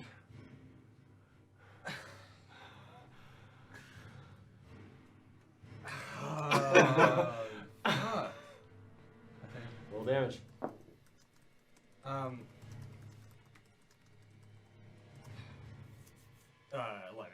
Okay. Math. Okay. So again.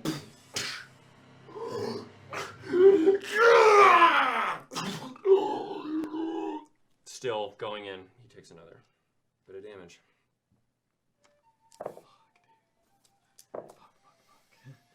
16 points of psychic damage. Just to put it in perspective, Clink went down from 90 to 20 in one turn. Yeah. Okay. I'm gonna holy fuck.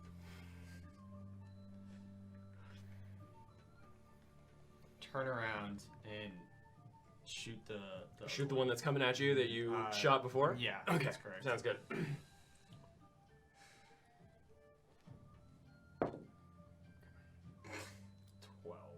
12? Yeah. Okay, so that doesn't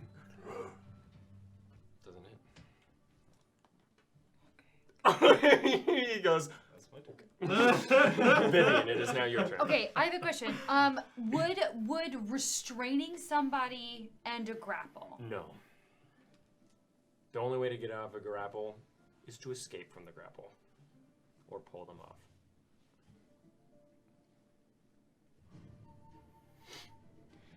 I'm gonna run over to Clink and I'm gonna try and pull it off. Make a strength save.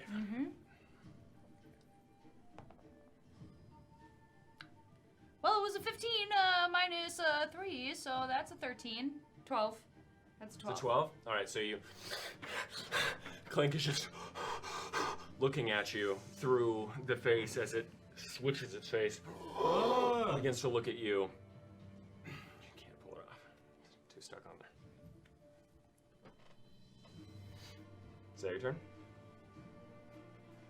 Okay, so the other one runs to you now.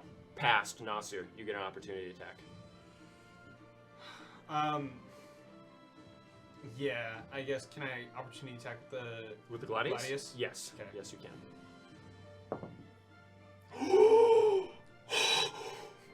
Finally happened! All right, so what are the first roll damage, and let's get into the specifics okay. of the natural 20. Okay, alright. This bad boy. Okay. Turns the fucking tides with one roll. Constitution save. Constitution saving And throw. this is a reaction. Nice. Hell Okay. yeah. 7. Get it, get it, get it, get it. Restraint. Okay, Must so make another Constitution save at the end of each of its turn. If it fails 3 times, it's petrified for an hour. okay, so it as it's about to just still not losing sight of that. How much damage did you do, by the 8 way? points. That's doubled? Huh? Oh, yeah, she beat. Oh, shit. Wow. Okay. So you just watch as Nasu looks back, and as it crosses his path, the blade glows like a bit of a smoky green, wraps around the creature. The stone from the path grasps it in its path. Fucking nice. God damn. Excellent. That is its turn, as it cannot do anything else right now. Actually, it can make a con save at the end of its turn, correct? Yes, it Okay. must. Another 5. Okay, so it is still restrained. All right, the other one that was going after Yuffie turns. Tries to grapple onto you. You got major armor, you're good. It's a 10 hit. Ah! Okay, so you managed to Bet. dodge out of the way, once more avoiding Clink's fate. It is now your turn, Yuffie. How far is Clink? How far is Clink from you? Say about 10 feet. Maybe 15. I'd say 15 feet. But you have the creature Yeah. between you. Alright, I'm just gonna give him Bardic Inspiration. Okay. D6. D6, just shouting out. Okay. Okay, calms his mind a little bit. Yeah, that's all I'll do. And then I'll attack him twice. Attack the guy in front of me twice. Okay, sounds good. Make attack rolls. This is with the hex weapon. Okay, sounds good. That's 24. That's yeah. 7. 7 points. 7 points of damage. Okay. And then this is with the new blade.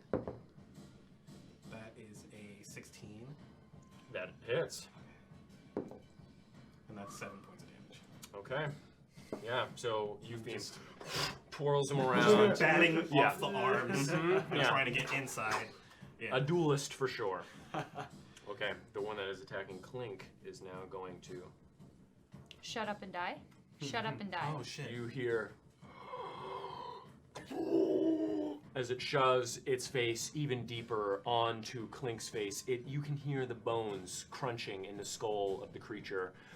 Clink's screams muffled within its grasp as it begins to tighten even more. And it does It's not a contested. lot of damage. It's not contested anything.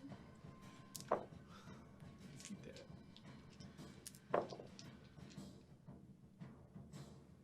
We really would not like to lose him on the first battle in the Underdark, please. 24 points. Oh, of he's damage. down. Yeah, he's down. He was at 22, wasn't he? Mhm. As you watch as Clink, for the first time since you have met him, not only gets touched, Yeah. but obliterated. The creature rips the armor from his back. His face off of Clink as he on his back. Shit. Does the creature separate from him? Not that you can see. Okay. It is now I'm Clink's turn. part of it. It is now Clink's turn.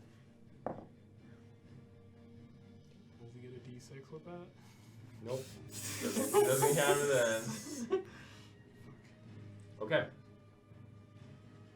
Shit. It is now Nasu's turn. Sure. Okay. What's the orientation of the creature that went down with Clink? So, what do you mean? Like, Where is the creature? yeah, It's because it still was. attached onto him. Did Clink fall forward or backward? Backward. So then, but the creature was on his back. No. Oh, it was on Creature his front? Mhm. Oh, okay, okay. That's why he was trying to Sure. absorb his face. Okay. So can I run Can I run up behind the creature? Sure. Does Yes, that give me? Yeah, just you run up behind the creature. Does It that does give me- not. No, because he is downed. Clink is downed. You do not get flanking. Flanking? Oh, I'm right there. I'm right there.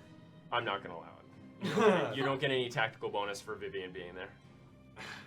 Fine. Then I'm just gonna try to Yank it rip off the him? motherfucker off. Make a strength save. Save or check? Save. Okay. These 12. were high. 12. So, just still into the metal of Clink.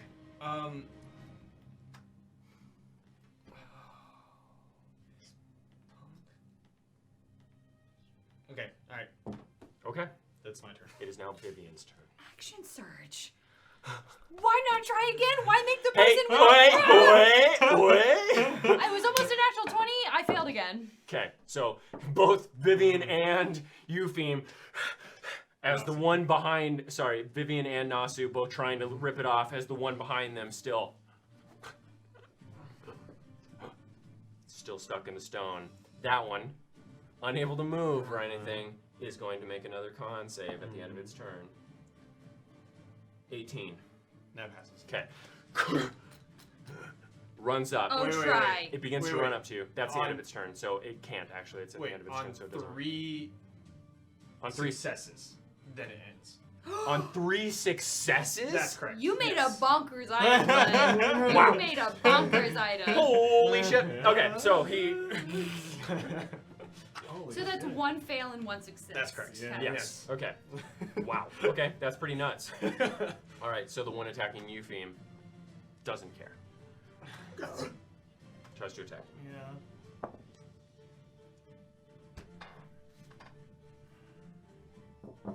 Does a 13 hit? You have big armor up, yeah. Okay, so again, Eupheme, as all this is happening, dueling this creature with both of his blades. It is now Eupheme's turn. Fuck him up. I'm going to cast, as my bonus action, Spirit Shroud. Spirit Shroud. Okay, what does that do? All right. So you see, as like an ethereal kind of cloth, like shredded cloth that radiates in like a golden energy, kind of surrounds my form, and skeletal hands climb, or like fingers crawl out of my arms into my hands, Nice. and I'm going to attack him Nice. Yeah. Fuck Attack. him up. Make an twice. attack So roll. this is the packed weapon. Okay.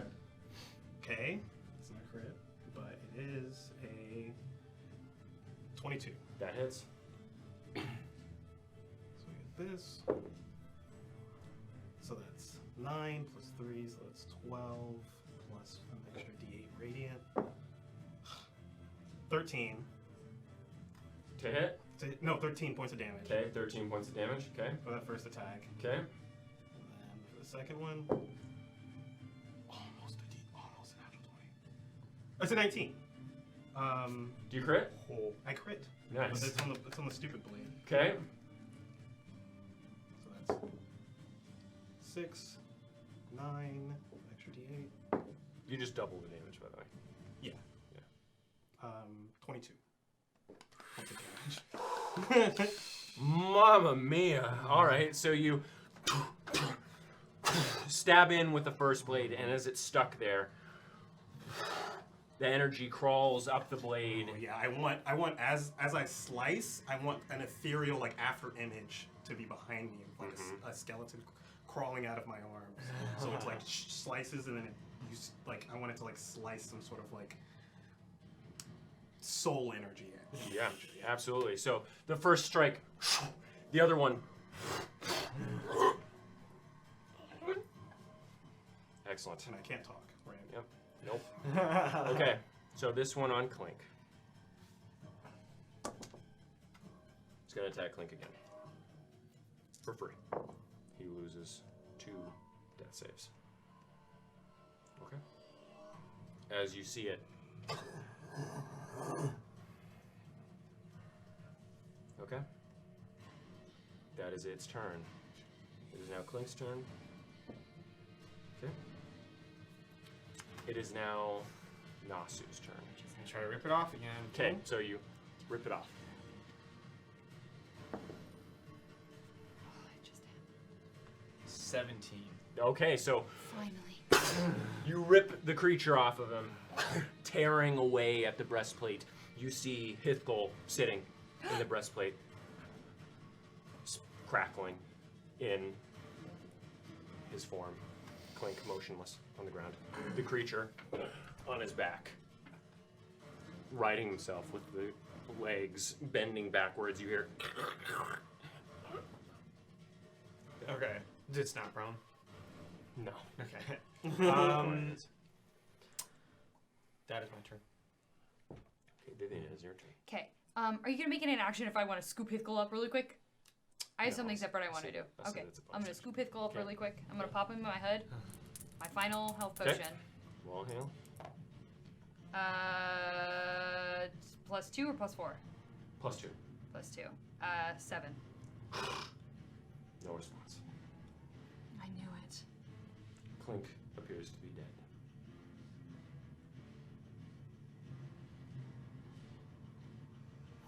Lying on the ground, motionless, like a heap of scrap. I forgot to use the health potion my last turn. Okay. It is now the one that you trapped. Fails. Still. As it begins to creep stone up its body. It is now the one that is attacking you, Theme. Does a 16 hit? Shield. Okay. Tries to burst through your arcane shield to no avail. The one that you threw off of you is going to try and attach onto you. Uh-huh. Does a 19 hit? Yep. Okay. So you watch as he immediately throws that off, looks at Clink for a second, and then the spikes into him, and you see the face slowly pan into view. You didn't cast any spells on Clink. It was just physical damage that happened, correct? I Not don't know. on Clink, on the creature that attacked Clink. You don't know? I never cast spells on that creature. Okay.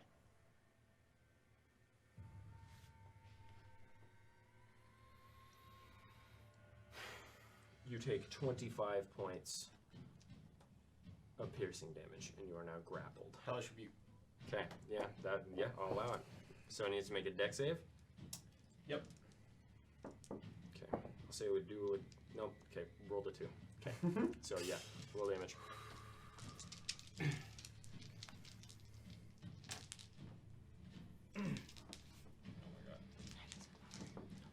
Tens, bring my d10s. Here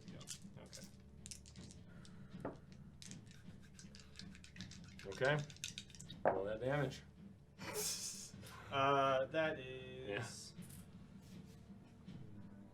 12. 12 points of damage. Mhm. Okay. All right. Okay. So you, the flame curls around. You feel the heat as the fire wraps around you, but you feel no damage. It is now Nasu's turn. Okay. Yeah, I guess I'm gonna try to. Can I try to get out of the grapple? Yes. Okay. Make a strength save. Just a strength save? Mhm. Okay. Actually, well, hold on. I can attempt to attack it while it's on my back. It's just disadvantage, right? No, it's not a disadvantage. You're grappled, Okay. so you can't try and attack it. Let's make a strength save. Okay. Yeah. All right. 14. 14. Mm-hmm. That's the DC. So you, as blood out, you, as it falls. All right, that's your turn. Unless you have a bonus action.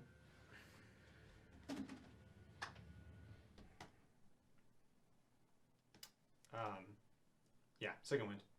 Okay, second wind. Yep. Heal up. It is now Vivian's turn. All right. I'm gonna run right up to that motherfucker that's attacking him, and I'm gonna cast Vampiric Touch at the 4th level. Okay, so you run up, touch it. Okay. Roll an attack. You motherfucker! Fuck you! What'd you roll? Sorry, this dice killed me last time. 11. It misses. So as you're about to attack it, one of its limbs bends backwards, flicks your arm away. Okay. It is now the one that is entrapped by you, again, going to try to... Fails. So it is now... You see the stone finally entrap the entire thing. It is now petrified for an hour, and I will not consider it a part of the combat. Okay. Okay. It is now the one that is attacking you. Mm-hmm. Not going to try and grapple you this time, but is going to attack with 2 spikes. Does a 12 hit? Nope. Does a 19 hit? Yes. Okay.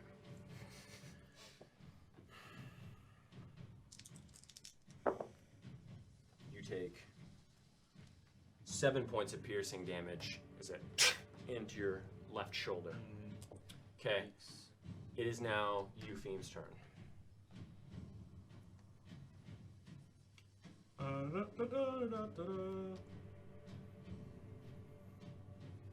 Cool. Also,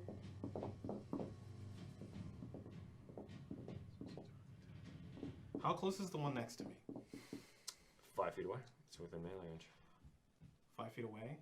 Does the other one? Oh, the other one that's attacking That's them? attacking them too. Yeah. Oh, yeah, that's 15? about 15 feet away. Okay. Just so you know, the spell specifically says any creature that takes damage, takes this damage, can't regain hit points till the start of its next turn. I don't know if that matters. Sounds good. Cool. I'm gonna hit it again. That seems to be working pretty well. Is it Okay. looking rough? No. Fuck. I need to do more damage. No, I can't do anything with this guy's right in front of me. Yeah, we're just smacking it. Come on, crit. Nope. This was the hex weapon, as usual. That is a 30-20. Okay. That hits. 6 plus 5 is 11. Plus 3 is 14. Plus 3 is 17. Okay. All right. Okay. So, again, you slash out.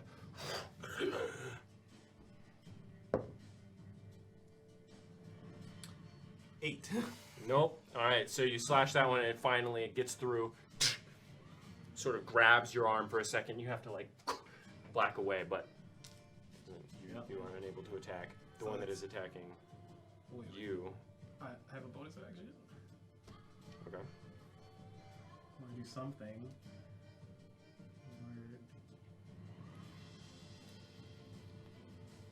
Yeah, I'll give Bardic Inspiration to Nasu. Okay. The one's attacking you is going to attempt to embrace you. This is a 23 hit. Yes. Okay. Wait. So you, That's not you. Yeah. Wait, that it's hits. you? Oh shit. That hits me. yeah. So jumps onto you. The spikes into your back.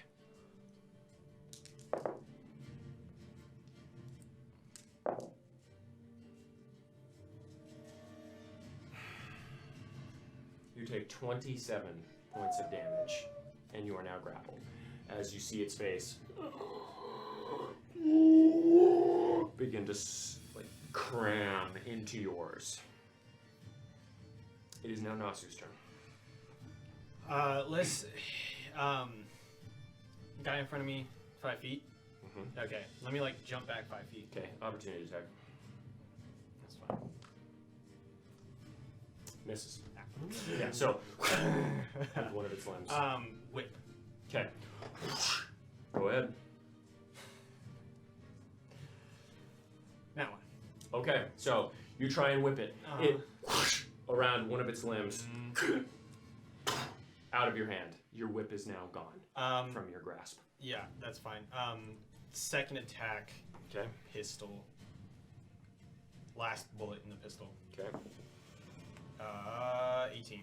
That hits. Yeah. 8. Okay. So you see the heart and the intestines writhe a bit. Action surge. Okay, action surge. Yeah. I'll hop forward another 5 feet. Again in Gladius. Okay, Gladius. Yeah. Okay. Once.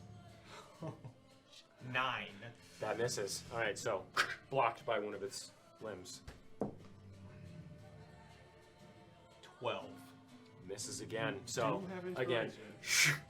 Wait. you do have Bardic Inspiration. You could use a D6 on this. Okay. Okay. 14. Sorry, man. Damn. As it slices down against its arm. Okay. It is now Vivian's turn. I'm gonna provoke an opportunity attack and run to the one on. It already used its reaction. So Oh, cool. Then Yeah. I'm just gonna. so you run over as Nasu is distracting it. Okay. And I'm gonna try and free Eupheme. Okay, so you try and pull it off of him. Okay.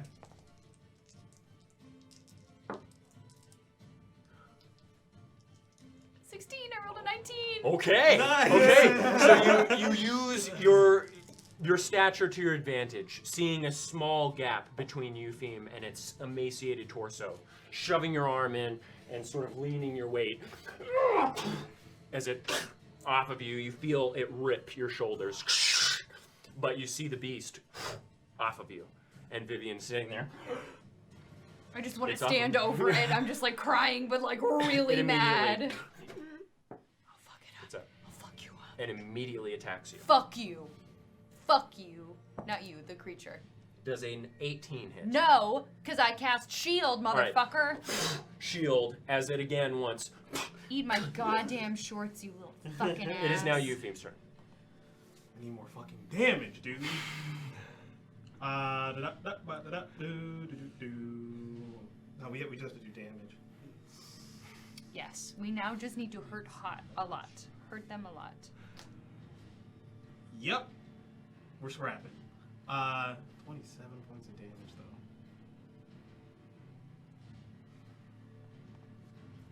You need to be specifically telling me what damage is radiant and stuff like that as well, Oh. just so you're aware. Okay. Yeah.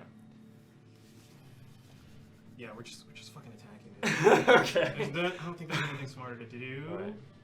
Yeah, no. That'll take up too much time. It could be smart. I'm sorry, guys. It's okay. You're good, you're Don't good. apologize. This is fucking stressful. actions and bonus actions, man.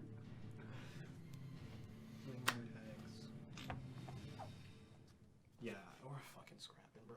This is the hex. I mean, this is the hex blade. That is 21. 21. Okay, that hits. So this is piercing. 9. I keep rolling 9. Okay. 10. No, 12 piercing. 12 piercing. Okay. And this is the radiant. Okay. 5. Okay. And then for the second blade. Not good. I miss. What'd you roll? I rolled a.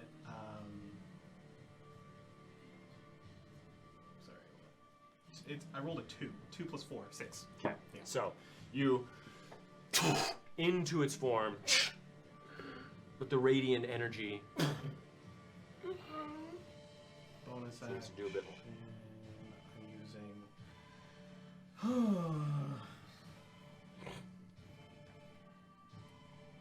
I'm using healing word. Okay. No. I'm using burn inspiration on Vivian. Okay. You now have Appreciates it. bardic inspiration. Okay. And I'm gonna try and get behind it. Okay. Yeah, I'll allow it. Cool. I'll allow it. So you scoot around Yeah, it just as scoot you're around behind it. as you're slashing it. The one that is attacking Nasu is going to attack now. Uh-huh. 8. All right. So you manage to into its form as it. All right. It is now Nasu's turn. Alright. I have a question. Okay. Would you consider a crowbar to be An improvised weapon, yes. a light? It is an improvised weapon, though. You do have proficiency with improvised weapons. I would not consider it to be like that. Okay, alright, then no worries. We're just gonna go Gladius. Okay. Oh, this motherfucker. Okay. Sounds good. This is. Oh my god. 17. That hits. Mm-hmm. Let me see. No, it's this one.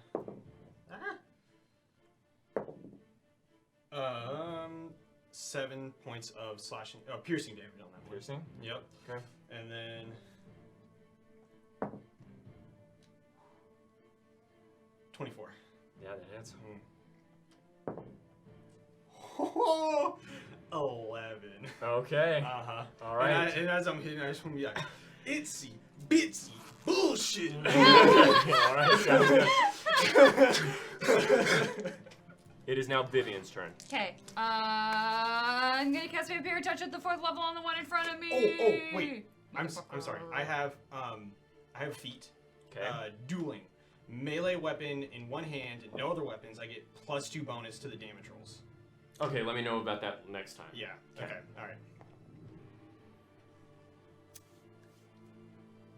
How's a 25 feel? That hits.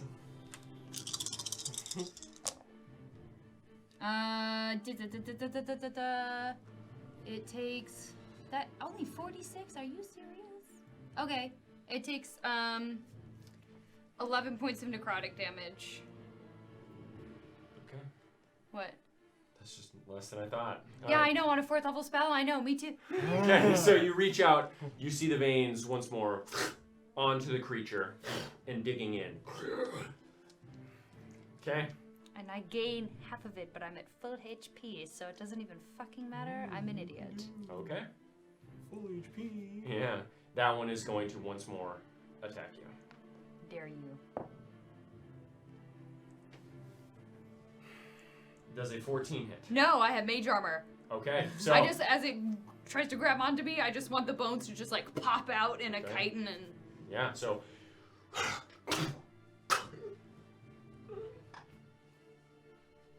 does not hit. It is now Euphem's turn. Damage. Okay, attack it Slice and dice. with advantage because you are technically. I will say at this point you are flanking. Fucking crit. This is the hex weapon. What is that? What is it? It's a natural 20. Okay. And a natural 1, but a natural 20. Okay, very nice. With the hex weapon too. Yep. That's the big one. Okay. Oh yeah. That's the second crit on that weapon with the hex. Yeah. Wow. Get it? All right. That was so a very that's crisp. Another 9. Okay. 18. 10, 11, 12. And then there's the radiant damage. So it's 12 damage total from piercing. From the piercing, it's 24. Okay, how do you want to do this with this guy? Get his ass! Let me finish. Right. So 20. It's 30 at that point. Okay. Okay. How do I want to do this? I want. Ooh, this is cool. I want, because this is with my hex blade. I want to like slice across its throat, and as it comes across its throat, my blade disappears. But the following trail, the spectral radiant energy slices through and like just shears its soul, like rends it in half, and it just floats away. Okay, yeah. So the sword disappears like an illusion. You watch as the other one, it slowly splits open, and you see a viscous blue and vibrant liquid spew out of it. You hear many whispers. As it coats you and into the ground, you watch it all slither off of you and absorb into the ground. These fucking abominations. Okay, almost dead. My second attack. Okay, I want to spin around and For my next trick. throw Eldritch Blast. Eldritch Blast. Okay, throw an Eldritch Blast at that one. Motherfucker. Not. Oh. I can move my hex though, because it died. As a Oh. reaction, It's a bonus action, which but I haven't used. oh, you haven't used it, yeah. So yeah, I'll say as you're throwing it, you shift the curse over to the other one. Okay. That is a D10. I rolled a 19, So you crit. so I crit. Nice. Get his ass! Jesus Christ, dude. So that's 14 points of force damage. Holy. No, sorry. 20 points of force damage because I get an extra 3. Holy From shit. the hex. All right, so you finish that one.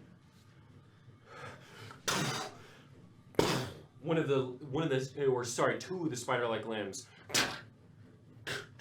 on the ground That's a really good sound seems not phased. Yeah, It we've just- done like It's nothing to fucking this guy. unholy Oh, it looks abominations. bad. Oh. It just doesn't look like it cares. Yeah, it's fucking Okay. disgusting. It is now its turn. It is going to attack Nasu. Does a 16 hit? Yeah, Okay. it does. It does.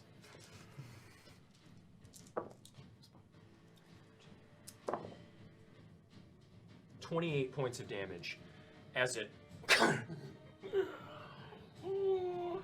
Nasu is just as you are consumed like a cage. Okay, it is now your turn. I'm gonna make an attack on it. Okay, 24. that hits. Wrong dice. Ooh. 9 on that one. 9 points of damage. It does as you just like medium stuff. It does damage to you. Okay, wait. Sorry. The plus 2, so 11 total. 11 points of damage. Yeah. Oh, that is so close, dude. But it still manages to onto you.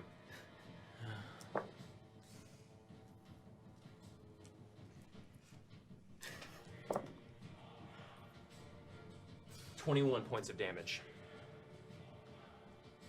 You down? I'm down.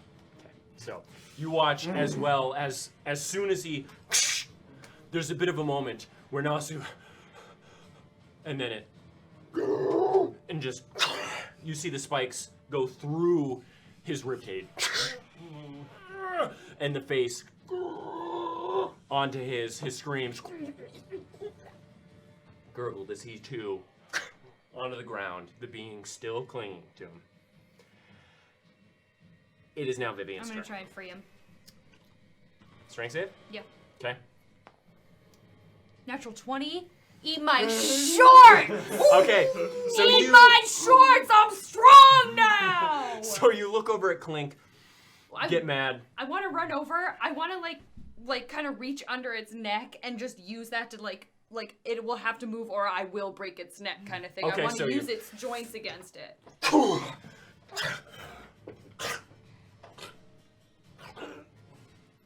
And then I just want to stand over Nasu's body. So Okay, it is now Euphem's turn. All right. Bonus action healing word. Okay, on Nasu. Natsu. Yeah. Okay. I will cast that at the 3rd level of my pack slot.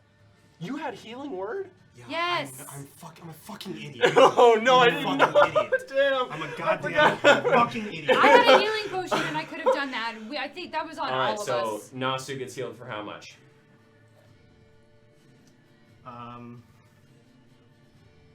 That wasn't just your fault. I had a healing potion. I was standing right there. I did a strength check instead of giving him a healing potion. Sorry. 12 points of healing. Ooh, okay. So you're healed for 12. And you hear Nasu, Cool. the wounds close up. I will step You off still of have an his action. body. Yeah, I'm running up and I'm slashing it to bits. All right. As you see as I run up, I have like 4 limbs Yeah. just displaying my That's blades. so cool. Packed weapon. That's a 19? That hits. Get his ass. Ooh, max damage. That's a 20 or a 13. No, 16. How do you want to do plus- this? Max damage. How do you want to do this? I just want to leap up and have like 2 arms like this, 2 blades coming in like this, and just impale its body. Okay, so And then rend it so Yeah. that I Alright. free all the souls. Yeah. okay.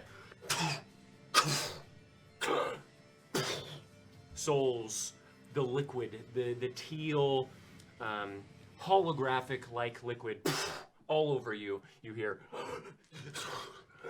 thank you, as they rinse off of you and soak into the ground. The beast falls. You're now out of combat. I'm running over to Clank. Okay.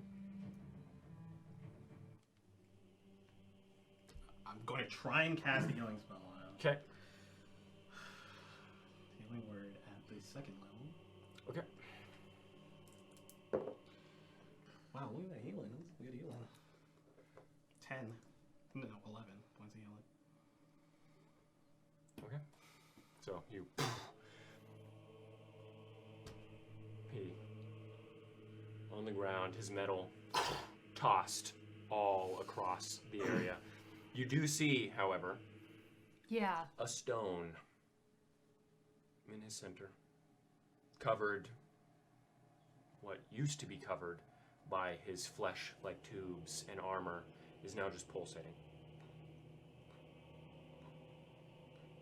Upon it. Is there anything else in his chest cavity, or is that we can assume that that is like his core? You can assume that is his core. Do you think if we take it that maybe we can do something about it? That maybe someone else can make him a new body and just put his core in, and then he'll be alive again. Maybe that thing can do something about it. What thing? The thing on it's still on her shoulder, right? Yeah, so you see it just looking down, the swirl. Can't you I want to fix him or something? Or take Hithkal and I want to just kind of put him near it. He just sits down. And, like, jumps down and just hugs Clink's arm. give him his life back. Do something. He didn't take his life. Whatever it is, it's connected to some sort of energy thing. I don't know. It's like a battery. It could be like a battery. That's why my magic isn't working. That's why I can't see his soul. What? I'm just saying, what the fuck is it useful for if it can't be useful now? I just kind of want to lean down next to Hithkal. Can you touch it? And I just want to like mimic like. So you touch it and you move one. Are you touching the core? I want to like try and get Hithkel to touch the core. Okay, so as you're trying to move it, you move it, and it's like a rough stone, and you see a Granmorian symbol upon the stone.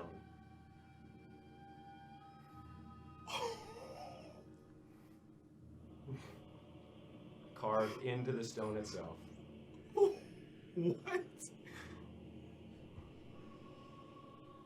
And you recognize it. I know. I recognize the symbol. Can't you bring him back or something, Vivian?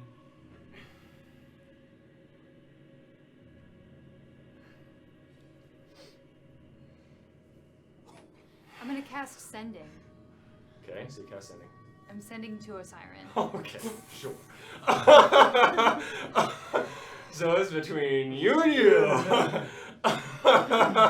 Let's see if Lamette can get into that mind space now.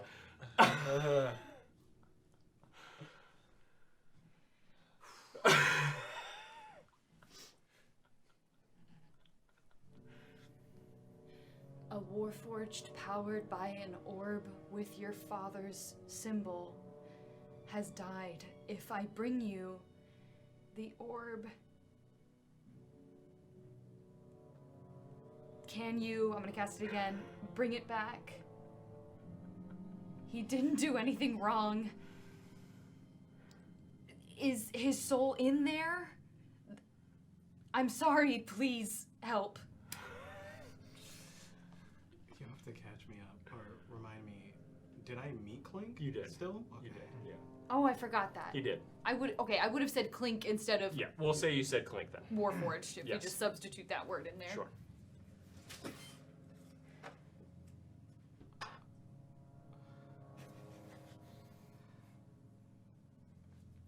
Vivian.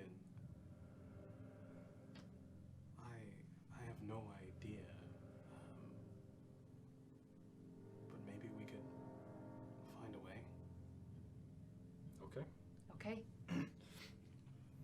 Hithkel just sort of begins to climb up. Yeah, I'll Vivian's- pick him up and I'll Okay. just kind of. Oh God. He grabs onto your neck. Sort of like zaps you a little bit. And I just want to kind of whisper, I'm sorry. Who were you talking to, Vivian? Can't you bring him back? No, I can't bring him back unless I bring his soul back and he's some horrific actual ghost of what he was. I was trying to.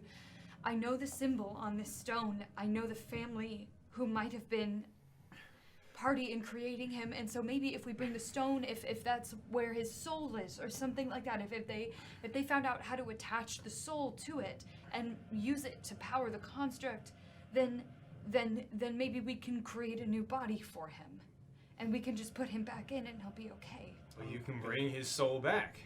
If I bring his soul back, it won't be him. It'll be me abusing his life force, and I think Vulcan At that will point, kill me. you hear a thud and a slight rumble as a nearby stone building falls in its entirety, crashing into itself and releasing a large cloud of smoke that bursts out in an instant. The cloud fills your lungs, causing most of you to cough and waft your face to ease your vision. You stand in a smoke screen, Clink's dead body, sort of the gem within it, lighting up the smoke. Eventually, the cloud of smoke clears. You see tens of them poking their heads out of the rubble and breaking their limbs hanging from taller buildings. Seeing some further out, all looking right in your direction, motionless. Some with more limbs, some with less, some far, some close, but all looking directly towards you from the west and the south. I think we're going to have to run. I want to grab the stone. Make a strength check. With advantage because I say you have adrenaline. I'm using my bardic inspiration. Okay. That's what it's for. Okay. 14. Okay. So you grab it. It's a large gem, but Okay. it seems light somehow. But you feel energy coursing through you, a magic that you've never seen before. Okay, I don't. Headache, starts to gather in your head, and you put it in your backpack. Are you all running? I want I to. grab Clink's pack. He had nothing in it, dude. Oh, he had nothing on. I Absolutely thought he gave nothing. him Nope. All right. All right, all right, so I you- want to. Yeah. I want to grab Hifgel and like hold him safe, and then Running. Yeah, and then we in run. an episode in a direction that is not. yeah. Was it So you guys south are running No, northeast? Yeah, northeast. Okay. Okay. You sprint through the small alleys of the city. Ruinous stone and buildings whizzing past your vision as you run full speed through it all. You leap over fallen walls, vault over dilapidated benches, and dodge around the flora that speckles the space. As you do this, you look back, seeing the creatures chasing you with frightening speed. Their limbs catching their falls like separate entities, tumbling towards you over and around the ruins of the city. You watch as one leaps from a tall building, crushing their bones and flailing upon the ground like a crushed insect only halfway dead. I want to be. If I turn back and I just shoot a bunch of dancing lights, are they bothered by the light? No. Okay, just kidding. So I you- won't. You look forward once more, your heart beating within your chest and using your hands to propel you forward at certain points, watching your companions do the same. You watch as Vivian moves faster than you've ever seen her move. Her hair billowing behind her, strands of loose hair whipping in the underdark wind as she leaps over the ruins and sprints across the streets as you do. You watch as Nasu reloads his gun frantically, real fear upon his face as he crashes through brittle doors and rolls over low-hanging arches, blasting at ones that are up above within sight. You hear as they and fall out of sight. You watch as Euphem's hair limply billows, sweat weighing it down greatly along with blood and grime. You watch as he sprints with great speed through an alleyway and bursting into the main road.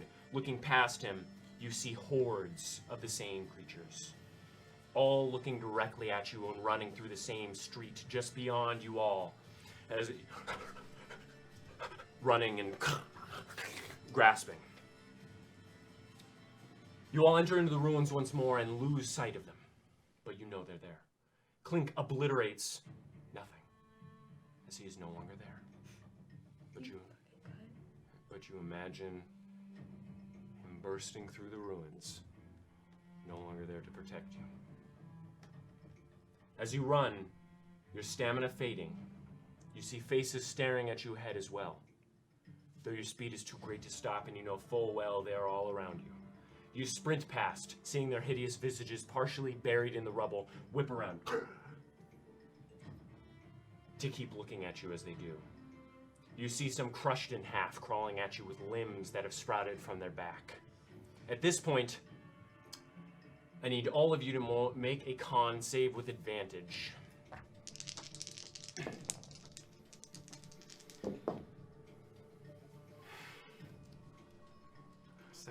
17. 23. Oh. Natural 20, 24. Okay. Wow. So all of you are pushing through like draft horses.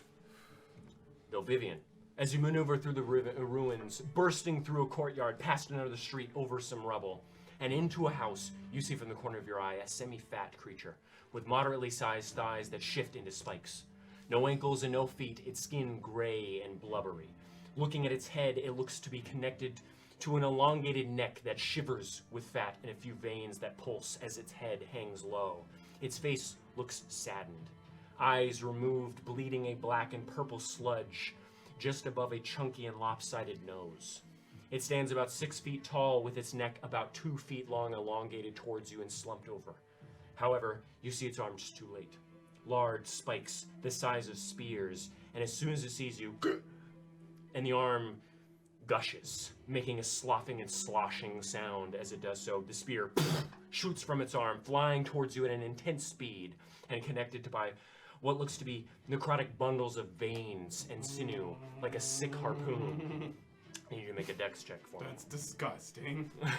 That's disgusting. Aw. Check, just flat. 11. Okay, so you manage to duck just in time, but it into your hair. Ah! I got my Ghibli moment! Woo! Sorry for shouting so much. I've been waiting for it. I've been waiting. The spear misses your body, but your long and thick hair tangles with the spear, grappling you momentarily. What are you doing? I do have a quarterstaff. I always forget to mention it. I'm gonna cast Grim Scythe on it and just lop my own hair off. Okay. Okay, so you continue to sprint. You break free of its grasp, sprinting as fast as your short legs will carry you, but the creatures are upon you all. I need all of you to roll initiative for me. Initiative? Yikes. If I do something, would it... Oh, I guess this will be during the initiative? Yes, right now. Okay. I want to help everybody's chances.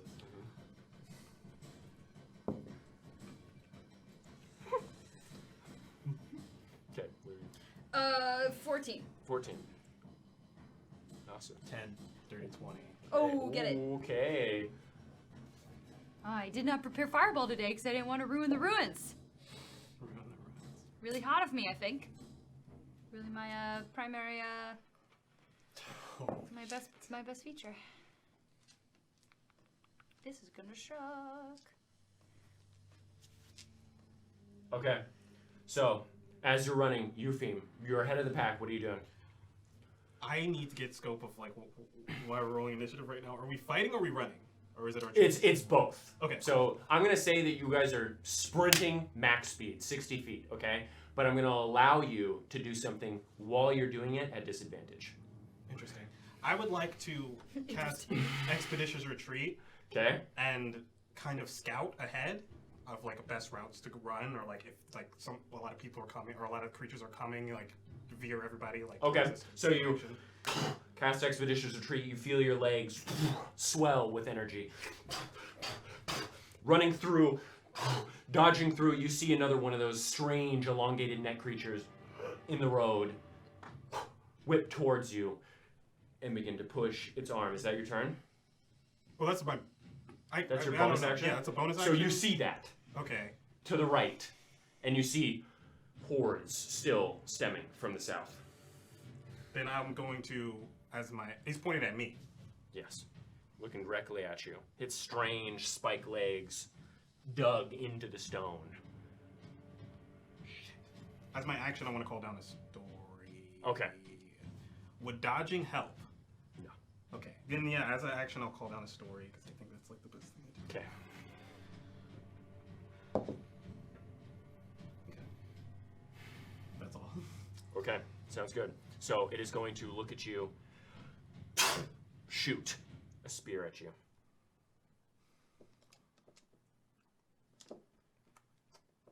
Okay.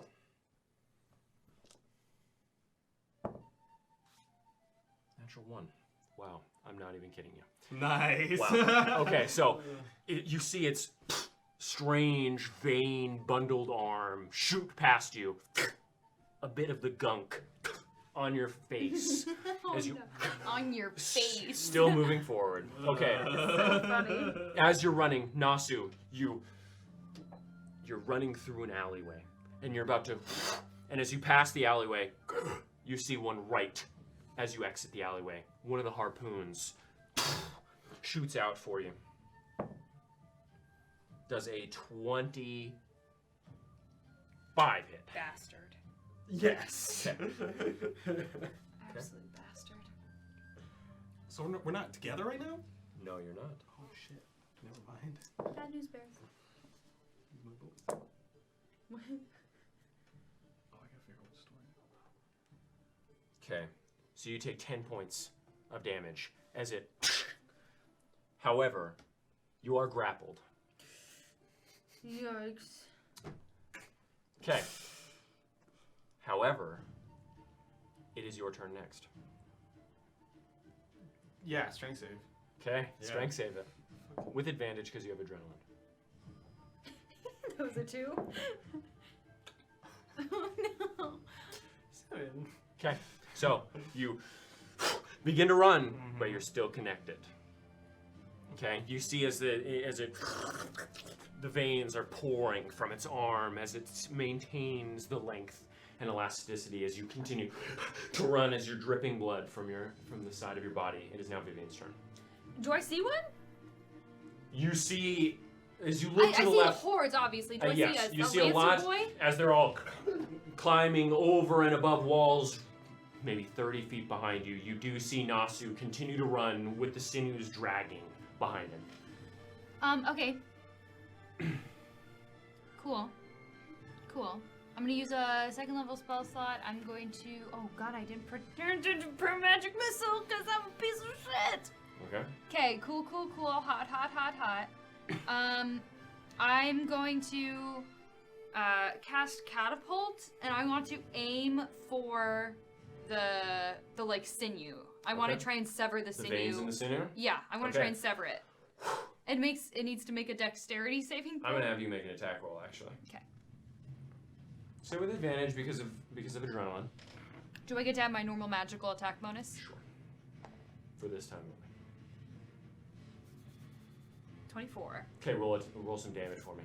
38. Nope. I casted the second level, so it's 48. 8. I can do math. 17, 19 points of bludgeoning damage. Holy Bludgeoning Holy damage. shit. Okay. So as you see this, with your ring, you see a bit of ethereal energy, like a heat mirage, connect to a stone.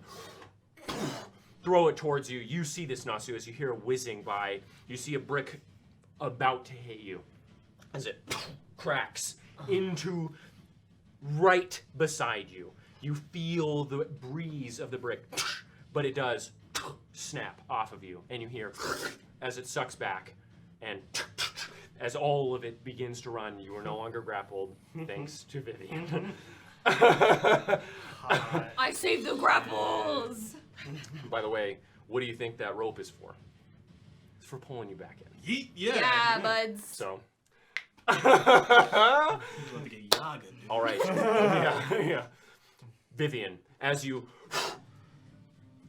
look up as one tries to grapple you. That's the fuck I was fucking asking. Okay.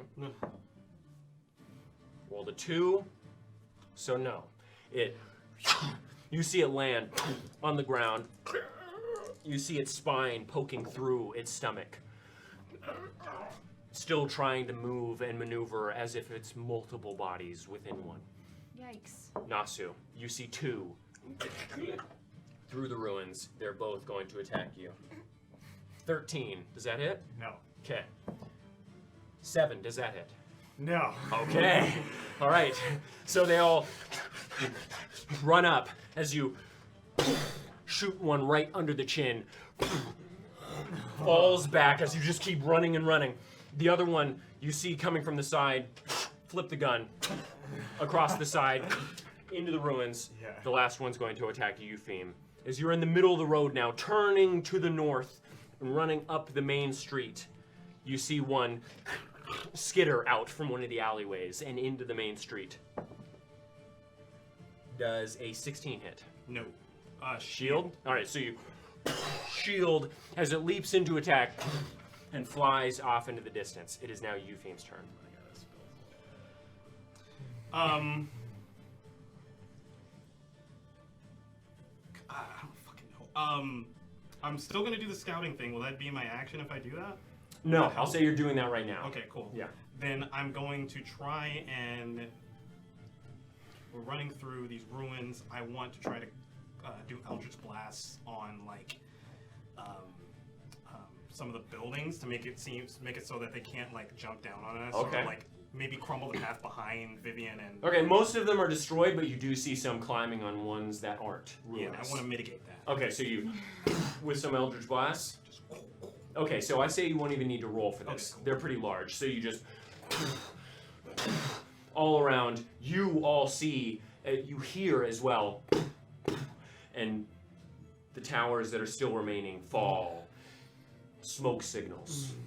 All right, so. Yikes. Okay, so as you keep on running, you begin to see buildings shift and the streets narrow slightly. The buildings are smaller and some are much more open than others. As you sprint through, you see the remnants of tall silos, forges within open and tall stone and clay buildings, open-faced buildings that used to be adorned with glass, saws and woodworking tools still strewn within. You see large stone yards with overgrown gardens, workbenches littering the areas. This looks to be an industrial district of some sort, but you don't have time to look around much. You sprint by. So, as you manage to get through, I'm going to have you all make a Constitution save with advantage.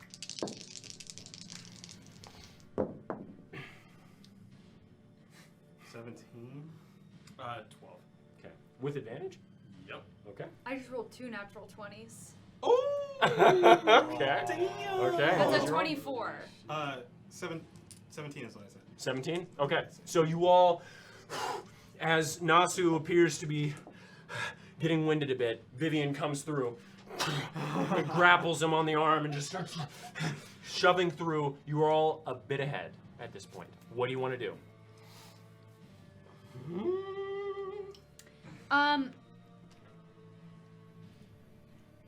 Okay, so we're all in the same area now, I'll yes? say so at this point. Yes, you have managed to catch up with each Okay, other. so I would like to cast Melf's Acid Arrow, and I want to use the acid to do similar things to the Eldritch Blast. I want to like fuck up some structural integrity so I can close up the path behind us. There is multiple paths. Again, this is a very open city, and Fuck they my can crawl fucking over shit. I'm just dick going to tell you that and right now. ass. Okay. I am going to hold my action, and if something gets close to us, I want to ready Gust. I'll say you guys are out of initiative right now, just Okay. so you're aware. I just want to be preparing. If I see anything hop out of us, hop out. I in was front- more asking what you all were doing.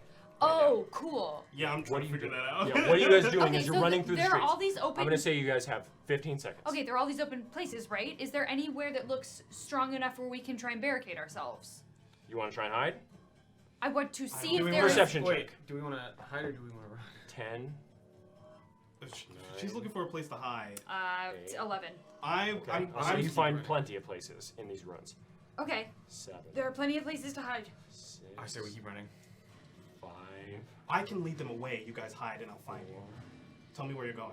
3. And I want to point to the one that looks the best that I saw. Okay.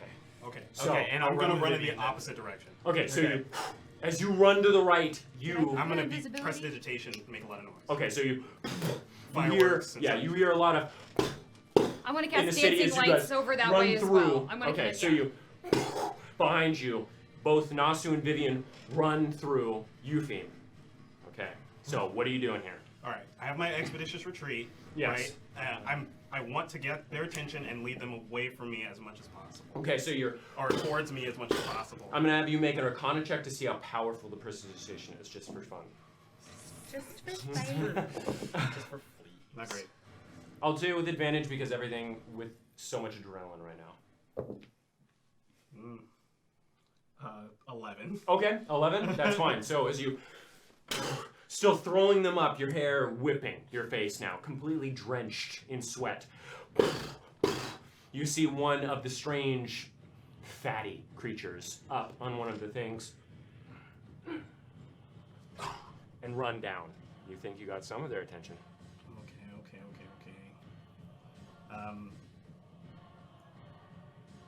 Sorry, I gotta find which it was.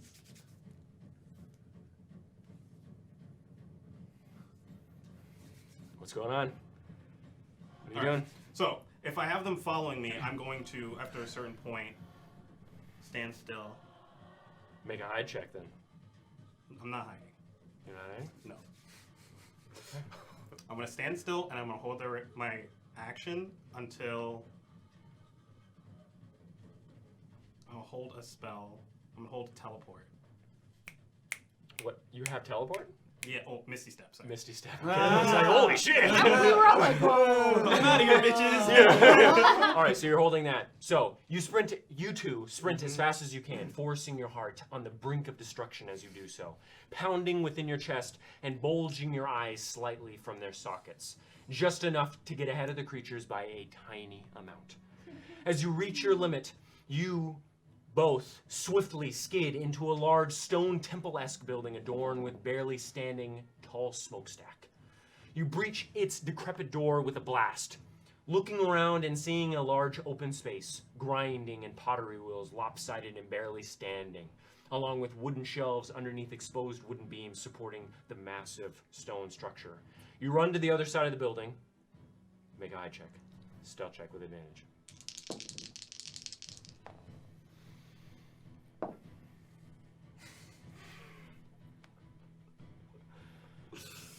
21. Okay.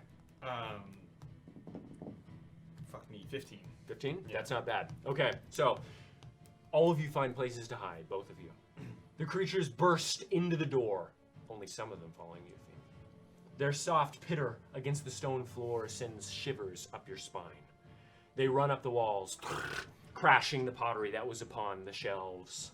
Hate that. Some falling off and landing on their backs with a crack you hear, and then as they struggle against the smooth stone floor. You watch as the other tens upon tens of them rush past the door, hearing their spear-like limbs puncture the stone all around the building and climbing over and around it, like a hailstorm. Those that came in rush out with strange, stiff legs, some with broken backs, walking with their backs bent in a strange way, as their back spider-like limbs support their form, running out with monstrous energy, their hind limbs carrying their seven upon their back, like a twisted spider. Yikes.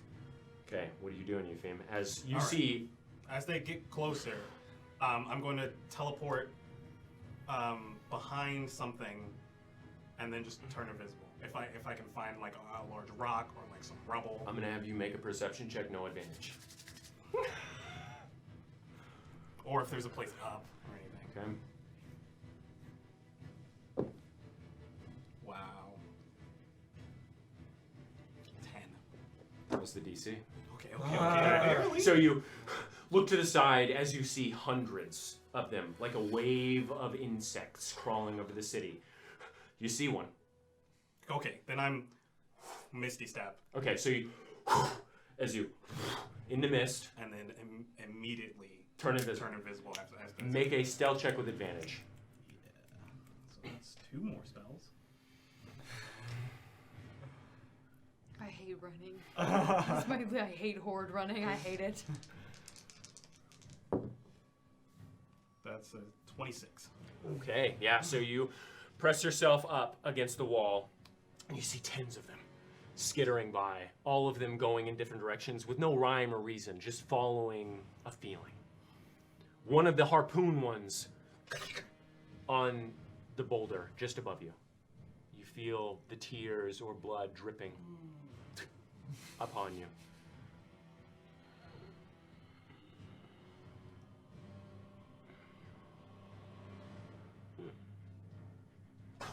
And it jumps off, landing right in front of you. Its elongated neck, like an accordion. You can hear the bones as it expands and contracts. Runs away. This is some Junji Ito. This is bad, yeah. Not into the extending necks, not into that very much. Not into any of this shit. I'm gonna have you make a survival check to try and get back to them. With advantage. I know where they pointed. Yes. Wow. 11. I thought it would be better luck if I didn't look. Okay. I'll say because you're taking such a slow amount of time, taking your time. Oh yeah. As you see them go dormant, it seems. Just crawling back into the ruins, just staring off. Not closing their eyes, as they have none. Just sitting there, motionless, soundless. You see the ones with spider-like limbs, their intestines still writhing, their hearts still beating, but no emotion to be seen. After about 30 minutes, you find where they hide. You eventually, both of you, find the strength to peek out from behind your respective hiding spaces, unable to hear or see anymore at this point, though you do see as Eupheme stumbles in to the building. Looking around, you see pottery lining all the wood shelves to your left except for the ones that were knocked over. Some porcelain, some fired, some dried and crack unfired clay. Not all of it is the immaculate work of the elves you'd expect. Some is that of very achievable pottery work. A hobby, not a chosen path. To your right, you see more work spaces. Large tables coated in barely there cloth for working clay. Flattening wheels, tumble barrels, and small seats for pottery wheels amidst the wooden beams that connect to the visible wooden rafters above, just below a triangular stone and wood ceiling. Looking around more, you see a massive furnace resting at the far corner of the space, large enough to fit a giant in, you'd guess, with a large iron door still closed with a murky viewing window of thick tempered glass. You see all that as you walk out in Eupheme coming in through the large warehouse-like building. How are you guys feeling? What do you mean? I'm exhausted, but I'm not hurt. Okay. I'm hurt bad. What time is it? You guess at this point like 6 p.m. Okay, late enough. I'm gonna. How are we gonna get out of here? How about we rest first? I'm gonna go see if that oven is still hot. Obviously it's not, but I'm gonna check. We can close ourselves in there. That'll be relatively safe, a safe place for us to sleep. I'm gonna pull Nasu close and whisper. Just hold his shoulder and whisper next to him, heal him with my story, because I rolled a fucking healing first. Grumpy. Okay. Okay, I'd like to go investigate the giant oven. I'd like to peer in through the window. I know it's murky. Can't see anything. Okay, I'm gonna really. If it makes a sound, I'm gonna stop. Okay, it does make some squeaking sounds. Is it like obscene? Is it like? It's not obscene if you do it slowly. I'm gonna do it really slowly. So you open the furnace slowly. You heal for 15. Ooh. You find a plethora of, what were you at? 2. Yikes, dude. And if you had a disease, you don't have one anymore. If you are diseased, I don't know. Okay. You find a plethora of fired ceramics in almost perfect condition, as if they were fired the day the city fell. You find vases of fantastic make, curving in and out like an hourglass with handles that stretch out from its form and connect out from the vase. You find childlike clay creations of cups and bowls slipped and struck. One even says, in its form, "Happy Birthday, Dad," in lazily carved handwriting. Others look even more immaculate. Porcelain plates, 4 of them, all with little to no cracks upon them, and blue and white designs coursing through them. The symbols of Gillian and Hecate delicately intertwining into one another. You see the 2 moons of Hecate swirling above the lake of magic, and the spring of knowledge bursting from the lake, covering the moons and accenting them with a golden hue that shimmers as it's reflected in the light. It's not hot at all. It's not hot at all. Okay. Cold as the grave. I'm gonna open the door a little bit wider. I'm gonna walk in. I'm gonna start very gently moving the pottery aside. You said it's big enough to house like a giant, right? I can It's stand very up in here. large in there. Okay. You couldn't stand in there, but you could lay down. Question: chimney. Mm-hmm. Open up to the heavens. Mm-hmm. There's a chimney. Smokestack. Smokestack. I think if we keep quiet, they probably won't bother us. They seem to be in this weird dormant state when I was walking by. It's not like they're out looking for us, is what I'm saying. Do we want to close ourselves in, or do we want to have a little bit more mobility? Mobility. Is the one that says "Happy Birthday, Dad" easily reachable? Yeah. I want to reach it. I want to put it in my bag. I want to take the plate. Okay. One of the plates, there's 4 of them. The one that you described Okay. with the The 2 symbols of Gillian and Hecate. yeah, Gillian and Hecate. Okay. So you put that in your bag. Alright. I guess we'll just myself up somewhere. Yeah. Can we look? Is there anywhere that's like maybe under a table, or is there like a back room? Or is it just like It's an open space. I don't like it. Okay. We're going to have to take shifts. Yes. I'll take the first watch. Right. I'll be up in 4 hours. Okay, so you guys are going to bed? I want to try and, under the tables, it seems like a safer bet. Some form of shelter. I'm gonna rest under a table. Okay, so you guys are all resting? Yeah. Resting on my bedroll. That's where we're going to end it. God damn, motherfucker. I'm a fucking idiot, dude. You're not an idiot, that was